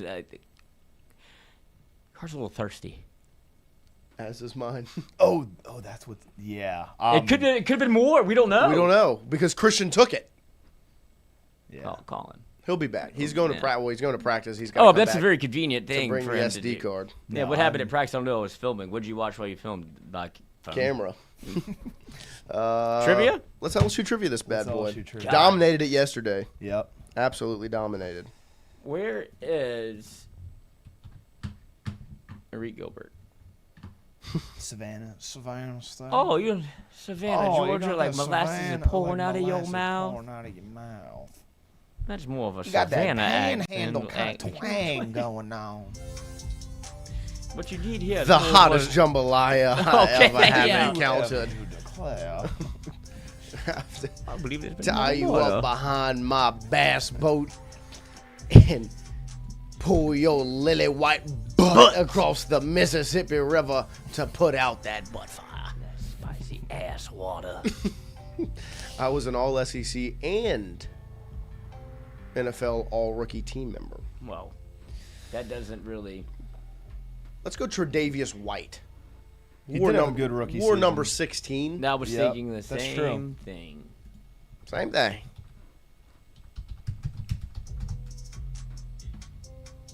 Do you think I need the Do we need to punctuate it? Get that. comma to the top? There would be a apostrophe between the E and the D. Let's just go ahead and try it. Oh yeah, he didn't have that. I would assume. I wore multiple double-digit jerseys and one of the most prolific prep athletes. Still could be. Still feel like it's White. Tre'Davious White. Yeah.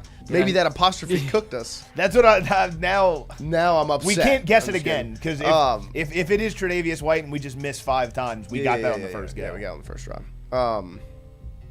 Wore multiple, so like Terrence McGee comes to mind. Not all rookie. Yeah, that's true. See, that's what happens is You we get get the next fixated. clue and I forget about the clue before. Oh, so wore 2 different double-digit numbers. Darrell Williams. I don't think he was all rookie or all SEC. Oh, Because he did play well for the Chiefs. I don't think he was all rookie. Me neither. Most Because when he was pro- 34 and 28. I don't know if he was all rookie either. Who's that? Stephen Ridley. It's got to be like a big-time recruit. If it's one of the Oh! most prolific prep athletes. Michael Clayton. You've got it, LC.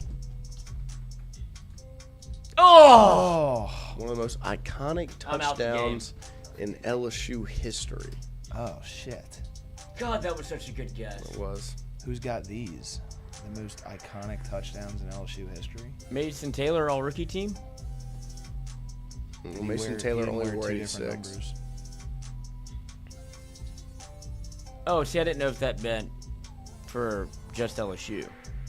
I would imagine it does mean I would just think for so. LSU. But he also has only worn 85 in the NFL. It can't be Spencer Ware. Since Ware changed numbers. I know, Yeah, we but already he got- wasn't all rookie. Well, we got Spencer Ware one time. Yeah, we did. That's true. I am heartbroken. It's an iconic touchdown in LSU history. Who scored the touchdown in the earthquake game? No, we're not good. Kennison? Eddie Kennison? Was that who it was? No, it was the tight end. I thought it was 33 who caught it. Okay, fuck me. God, I don't know this one. See, Because, Stingley can't be at 24 and 7. Honey Badger can't be at 14 and 7. Odell Beckham can't be at 33 and 3. Well, let's just go. I mean, Stephen Ridley. what are the most iconic touchdowns in LSU history? I'm thinking that's what Did Marcus Spears ever wear a different? 84. I knew he was. He always 84? I don't, see, this is what I don't like exposing if I don't know. Yeah, Because I like to would believe say- that he's always been 84. Me too, because he was I a thought tight he end wore at 84 first. because 84 was a tight end number, Right. and then he Yeah, moved. it looked awesome. Because that is one of the most iconic touchdowns in LSU history. Yeah, that is true. That's honestly a good pull. And I he was think definitely a 84 with prolific the prep athlete. Cowboys too. I don't know. Did he? It was 84, 86. Yeah. Oh, I thought he was something else with the Cowboys. I feel like I should. Yeah, can I go to Stephen Ridley? He definitely. There's no. I guess he could have been all rookie. He scored What's the iconic touchdown? though? Tennessee. That is an iconic touchdown. It shouldn't be, but yeah. And it could be Trey White, but I don't know if he scored it. I mean, No, we can't guess Trey White again. Well, I don't he had think he an had an LSU iconic. He had the punt where he ran backwards, but I don't think could it be Mo Claiborne? he didn't wear 2 different numbers. I don't think. Yeah, he did. He He was definitely 24 and 17. was he 24? Because he was a wide receiver converted to DB. See, I don't remember him wearing 24. I believe he was a freshman. 24 as a freshman, wasn't he? I think so. See, I don't remember that. Should we fire? Was he all rookie though? Because I know he had his NFL career. He is wasn't- the one hill that I will die on. Me I too. cannot believe he was yeah. not a better professional football player. Oh yeah. Because he should have been a top 10 pick, and as he He was, went to the wrong team. I can't believe he wasn't a good pro. Yeah. Me either. I don't care. I would have bet my life on it. It Uh, was one of the best defensive backs I'd ever witnessed with my own two Jared eyes. Mitchell, it's also like this is one of the worst things that's ever happened to me because Bo Pelini kept going and Muschamp were like, see that? And he's like, I'm not playing defense. he's like, you could. He's like, yeah, I know I could. I'm not. He's like, I have another thing going on over here. Right. I can't really be in conflict all the time. No. Yeah. Brandon Hollingsworth said that he thinks Spears. He says, I think it's Spears. He changed numbers. See, I wouldn't be surprised. This is a good question. It feels like we're all over it. Just guess Marcus Spears. If he changed numbers, it's got to be him. Boom. Oh, nice. Yeah, we would have. Oh, we got it on 3 though. We did. Yeah, That's 3 is why there was fine. pressure Yeah. on that. Par. 89 and 84. 3 Yeah, par. 89 would have been tight end. Okay, yeah. Okay, Got lied to. but we definitely would have You got. got it. lied to twice. You can know. play basketball and tight end. Yep. I Actually, saw you're gonna that play- check Nick slid to me and said, "This is what defensive ends make." Right. Oh, And you're gonna be a good one. and you'll score a touchdown at some point. Don't worry. about it. I'm so. It also breath of fresh air. I'm glad it wasn't Tre'Davious White. Yeah, facts. Because if we would have got Kept like, doing it. Yeah. or no, Well, we if would've stopped if it after would've- 2. No, I'm saying if it would have been Tre'Davious, like if we would have gone through and said other guys' names and it wasn't, and it was Tre'Davious, we would have had it won, but didn't But use we the wouldn't have apostrophe. got- I wouldn't have yeah. been upset Yeah, that would have sucked. because I want the dopamine hit of the one turning yellow. Right, of it turning, yes, Of it turning- exactly. And also, shout out. It's going to happen. I mean, 2 claps for Brandon Hollingsworth. Ready? There Good we call. go. Thank you. Yep, seal the deal. And shout out to Carter the Bryant. Carter the Bryant. Riot. Great, Carter the great Power. game. It's so much It fun. is the LSU trivia is excellent. And Wyatt- it's been a nice addition to the show. Oh, Wyatt is also a unit of power. What? Like a watt. Nice. What? Thanks. What? When does this fucking trivia thing start? I can't wait to carry Christian's dumbass. I don't know. Haven't seen any announcements or got any messages about it. Just look at you. What? Oh. Oh, dizzy. do the Let's daily do our other buzzer. trivias. Let's hang out with Lloyd as much as possible before he leaves us. Oh. Yeah, facts. He's gonna leave right after the show to go fucking build his body or whatever. Do the gym. And he's not going to get his gifts that were dropped off because Christian's going to get back. Oh, that's after true. Lloyd Yeah. leaves. He's got to wait for Christian. I'm on an I- all-expense paid trip. I would argue there's there's a couple days grace period on that, and if he's not back to claim it, it's up for grabs. It is. I'm gonna just write myself a check. With what checks? I got him. They came in? Mm-hmm. Good. I'm so glad. No FedEx. No FedEx texts. I'm genuinely glad that they came in and there were no scams happening. The window for the scams are closed. You tell me browsers isn't a business expense? Stress control. Oh no. I'm sorry. I love TG. That's sweet. I know. That was sweet. Oh. Carrie Underwood. And Tom Hanks? Fuck off, dude. I don't feel like You Tom had Hanks. your day yesterday. You couldn't do it. I don't feel like Tom Hanks would wear a jacket like that. I think it's the fucking Loki. Tom Hiddleston. Tom Hiddleston. It's definitely Carrie Underwood's face. It's 100% Carrie Underwood. It's her legs. That girl.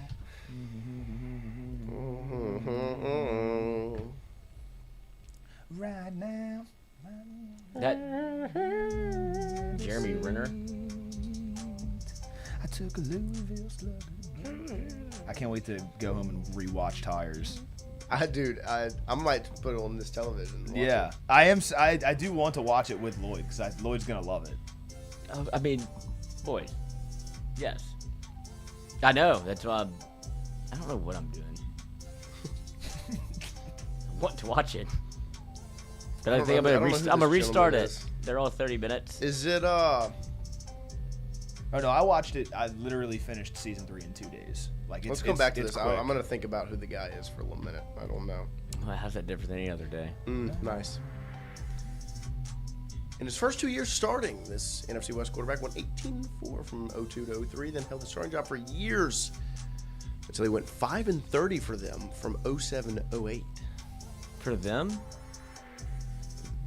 Yes. it's an NFC West team. I don't know why Jeff Garcia popped into my head because he was with the Niners. I don't know if he was there for that long. So the NFC West would be the Seahawks, Oh, could the it be Niners.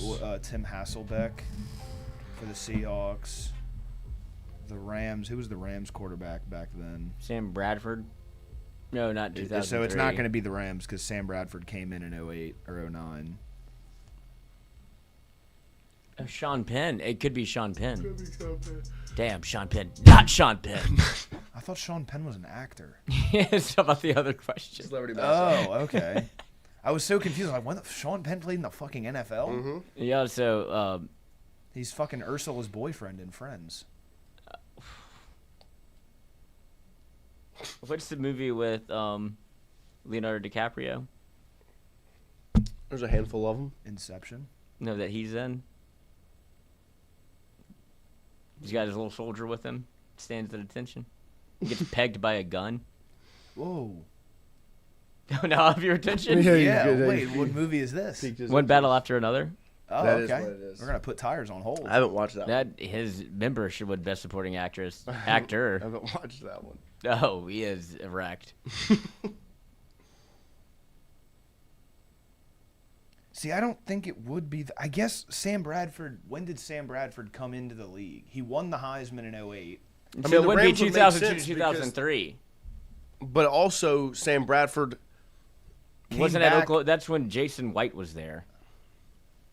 What? No, it's not Sam Bradford. I'm saying, when did Sam Bradford come get into drafted the league? because the Rams were bad. Jared Yeah, but- Goff? No, but because when he got drafted for the Rams, he started immediately. So I'm trying to figure out. Who's in the NFC West? I Mark can do Bol- this. It's the Mark Rams, Bolger? the Rams, Bolger. Seahawks, 49ers, and Cardinals. Mark Bolger. P-Dub says it in the chat. For who? The Rams. The Rams. See, this is He Because fought- that's what what I was making sense of in my head is the Rams were bad when they drafted Sam Bradford. Right. So Yeah. that would have been that's true. when they went 5-30 for those 3 years. That is true. They would have been bad enough to bench Oh, their nice quarterback. P-Dub. Great joke. Well, that's nice by you, Lloyd. You did a good job. Is this right? I think this is probably right. Poor Mark Bolger. Put in a bad spot. The bulge. Nice. Okay, cool. Where you go to college? Be a good pool. Is this not? I mean, is this the Bucks? I mean, my guess would be the Bucks, but I don't fucking know. You think they drafted him because of his brother? I mean, he played. I only remember him with the Bucks, but I feel like the Knicks drafted him. I don't know why. Well, I love I have that, the though. Knicks in my mind next to his name Damn, Sam Bradford was. because I feel like it's a Oh. trick because he's only been with the Bucks, but I feel like it was the New York Knicks. 50 touchdowns in 8. I love that. Like, you can just Ooh, tell it when you unlocked know. something in my mind, yeah. uh-huh. I know that look. I don't know. I don't know why I remember it being the Knicks. Padres. This is your era, L City. No, it's not the National League. Who's in the National League West? God, that might be the Oh, best. cut- That might be the best ball knowledge thing I've ever done. That was impressive. that was Marcus fast. Giles played for the Braves. Brian Giles could be a Padre whenever they change the National League and American League. Yeah, I want it. The NL West is Padres, Giants, Dodgers, Diamondbacks, Giants. Did I say Giants already? I think. Rockies. Who's The here? Rockies are in there. Yeah, parents. That doesn't help. Padres? Padre Pio. Padres. I want to say the Padres. That would be another. It was one Already of the. dropped some new unis. Oh, really? Some Memorial Stadium 100th anniversary. I do love a good uniform dropping. Who did? It's kind of Saints colors.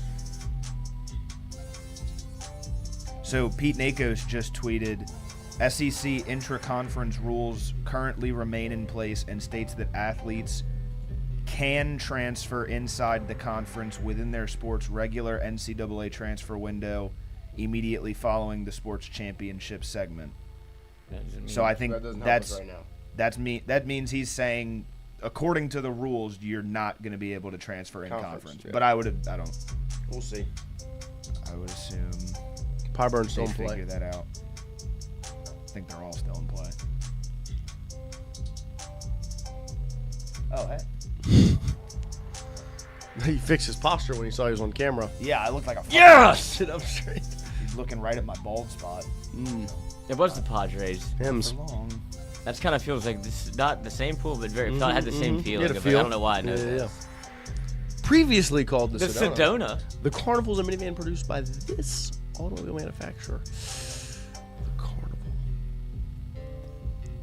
Nissan sedan, the Hyundai sedan, Mitsubishi. Because Mitsubishi sedan. the Honda minivan is the Odyssey. The Carnival sounds like a great time.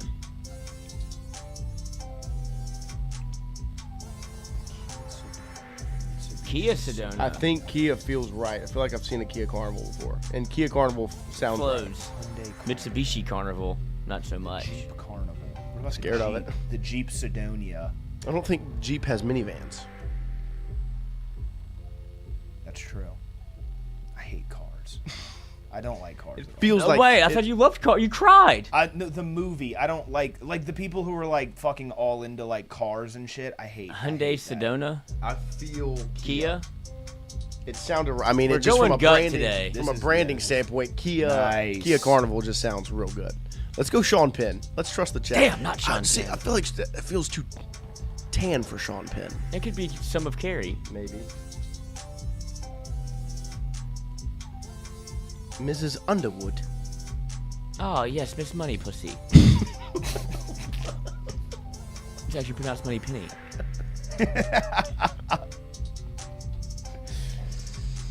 Oh, damn, not didn't- Sean Penn. I didn't feel good about Sean Penn. What if it's the dead guy from Friends that died doing a ketamine Matthew in the Perry. bath? Yeah. I don't think so. Matthew Perry kind of got fat.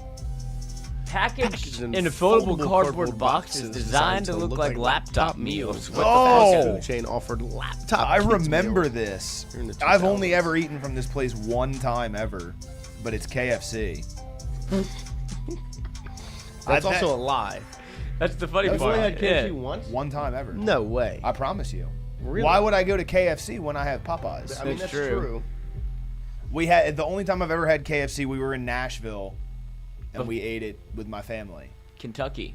Yeah, I've had Bojangles once ever, which is sad. I realistically should have had Bojangles and KFC more than I've eaten. You look KFC skinny in the shot. Me? Mm-hmm. I'm losing weight. I'm down to 160. Fucking weight, dude. 264. Jennifer Carpenter was married to and later divorced Michael C. Hall during the run of this Oh, Dexter. Showtime show from 2006-2013, but played his My sister dad on the show. swears by that song. People say Dexter is a very, very good show. yeah. One of the worst season finales ever. Really? Really? I've never watched any But of it. Dexter is unbelievable. Like it's, I don't know if it stands the test of time, maybe but I think it does. But Michael C. Hall, he had cancer during that, and he was like, I knew about that. and Jennifer Carpenter was his sister, but there was definitely something. I've seen because I've You seen could tell that there was like a bit of like, are they fucking? And that would have been a twist in the show for sure. I do think they kissed once. I mean, that's like Star Wars. Yeah, fucking Luke and Leia made out. Did they? Yeah. That's all that they stopped. And what's Who voiced Garfield in the 2004 live-action animated comedy film Garfield the Movie? Vin Diesel. Imagine. I am Garfield. Garf. Yes, like Noah360 says, hit like, subscribe, ring the bell. There you know 360. Thank you, Noah360. Thank you. Thank you. I don't have friends. I have lasagna. Was it really him? No.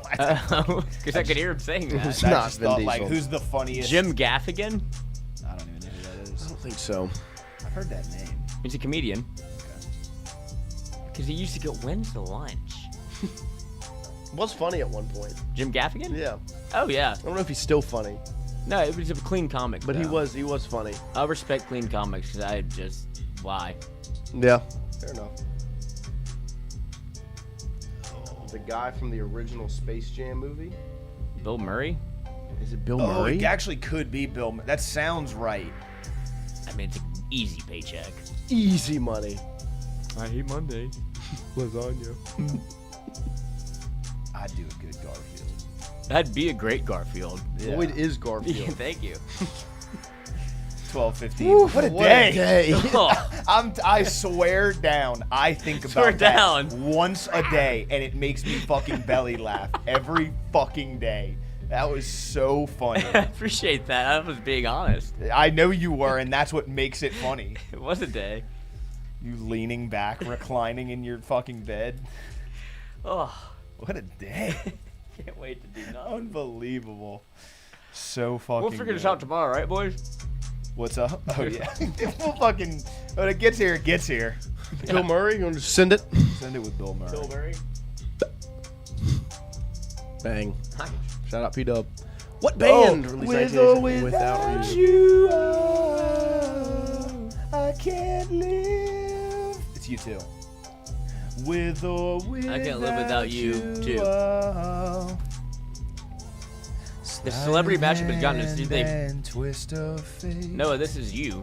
I know. Bed of nails, I'm letting us down. makes me wait Wyatt, you have another opportunity here. without you. I don't know. I'm not good at the. I said Tom Hanks originally. It does have the Tom Hanks forehead and hair Should we do feel, Tom? but it's not Tom. There's just no way he would wear a jacket like that. To his son. No, his son does not look like That would be that. the Chet Hanks, ma. The Bumba The white boy sama. Pull up Tom Hanks' son. Cheddarino. Where is he? Oh, he's out there. There he is. Chet Hanks. He's a shaved head. Just, yeah, I mean, I know who it is. Oh yeah, he does prison burpees.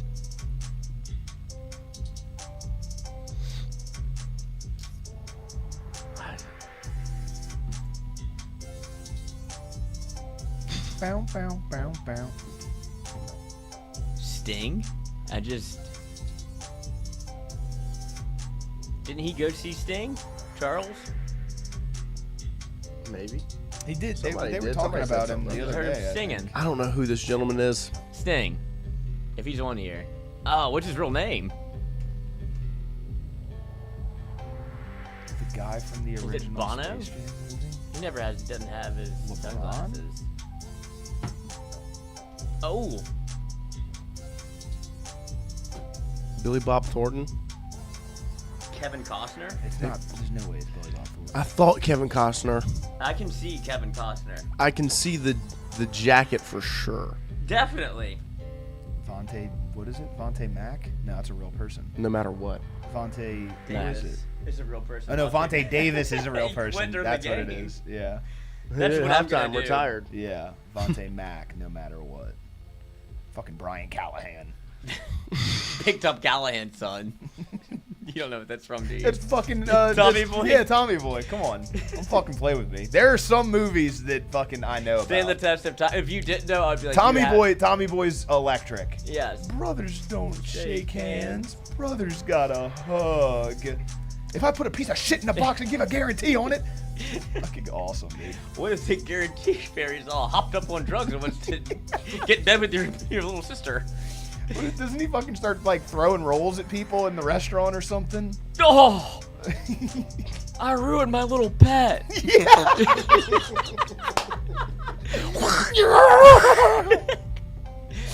Here comes the meat wagon. Wee woo, wee woo. Oh, you guys. Oh, here comes the meat wagon. You guys in the corner puking his guts out. Oh, Tommy Boy's the best. So good. Kevin Costner. I can get a good look at it, Oh! T-Bone. Who is it? Give me If I stick my head up a bull's ass, would you rather take the butcher's I'd word rather for take it? Butcher's word for it. Tommy, you have derailed. I don't know what's happening. My dad's dead. We gotta sew and break that. Richard, what's happening? Take it off, dickhead. I'm serious. Do the whole I movie. do love I Tommy could. Boy. I know you could. You want mint for pillow? You want me to jerk you off? What kind of hotel is this? Oh, Tommy, don't give her the gym routine scram. Oh, speaking of nobody's watching. Hey, Richard. What was your favorite little rascal? Was it Alfalfa or Spanky? Because he's over there beating his meat in the other bed. Yep, I got it. Yeah. Thanks.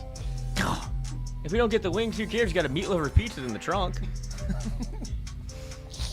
Who was the celeb mashup? Let's see here.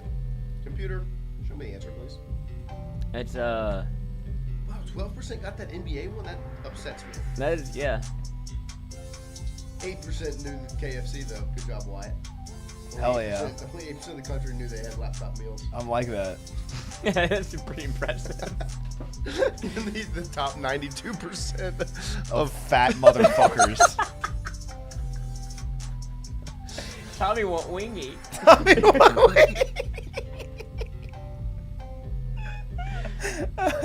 What's your name? Linda. You look like a Linda.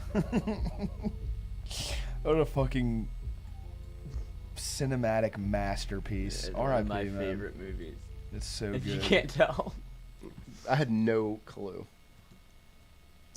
I can Who is it? Bruce Springsteen. Would have never got that. Fucking Mr. America. What a piece of shit. My dad hates Bruce Springsteen. Really? We all hate Bruce Springsteen. Yeah, he's a fake rock star. Has everyone seen this new Indy Navarrete video? With the armpit hair? No, the one where she's dancing at the club. Is it AI? No, I think it's real. It's like 45 minutes long. It's 10 seconds. Not I don't know what you're talking Don't about. really be, damn it. I've been sitting here for Whoa, 45 look at your minutes. hands. Oh my god, yeah, I get that. Oh, hey. Hey. I prefer that's alfalfa. That's your own indie project. No, I prefer alfalfa. Spanking on camera. No. You're fired. You can't do that. Your dude's on Omegle over there. I still can't believe we got away with that when that came up the Oh, other what do day. you think about it? I cannot believe we did that. That ends the channel. That ends our lives. Got away with I what? gave good. I put a disclaimer. All time, like all on time. our Previous life. Our previous life. Did you say owner? I said on our. Oh. Because basically, Lloyd and I were just having a good time while the show's going on. I was going on vacation that day, got too. into an off the rails type thing, and me and Lloyd start talking about Omegle. I started explaining Omegle on the show, and Lloyd goes, "Should I pull it up?" And I'm like, "Yeah."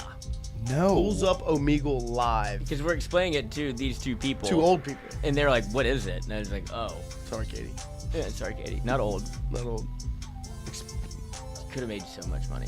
And we Should have listened to me. pulled up Omegle live And we put. and got lucky. What do you want to talk about? As like And Lloyd put feet. feet and sports. Yes. Oh, my Lord. Mm-hmm. Yeah, There, no, that's a- scared. yeah. No, when Lloyd said we literally played Russian roulette, it was legitimately Russian roulette. 100%. Christian calling in live here.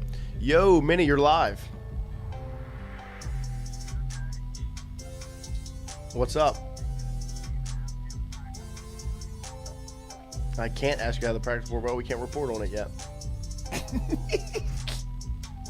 I'm stuck in the fence. So it says the rules. Just go ahead and head back to the studio, bud. Why? What do you need from your apartment? Well, cup of water. No, you're going to head back here so we can go ahead and get started on some stuff. Oh. You have to take a dump? Take a dump here like the guys on the fucking second floor. So you do have to take a dump. 2-floor crew. Yeah. 2-floor poo.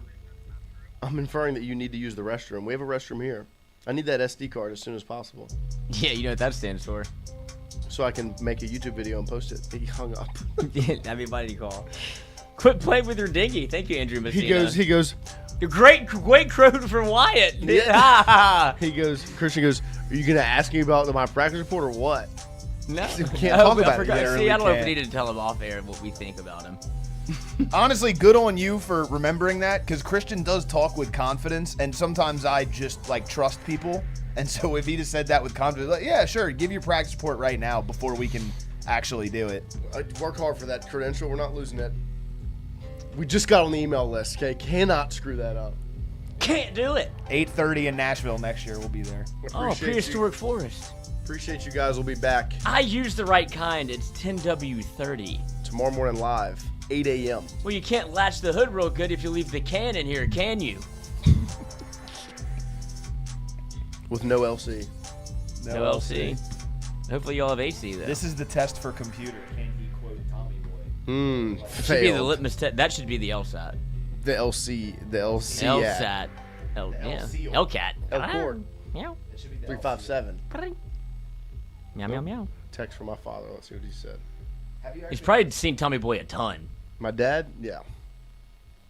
Oh, Yeah. it's a dog video. No, we're out of here.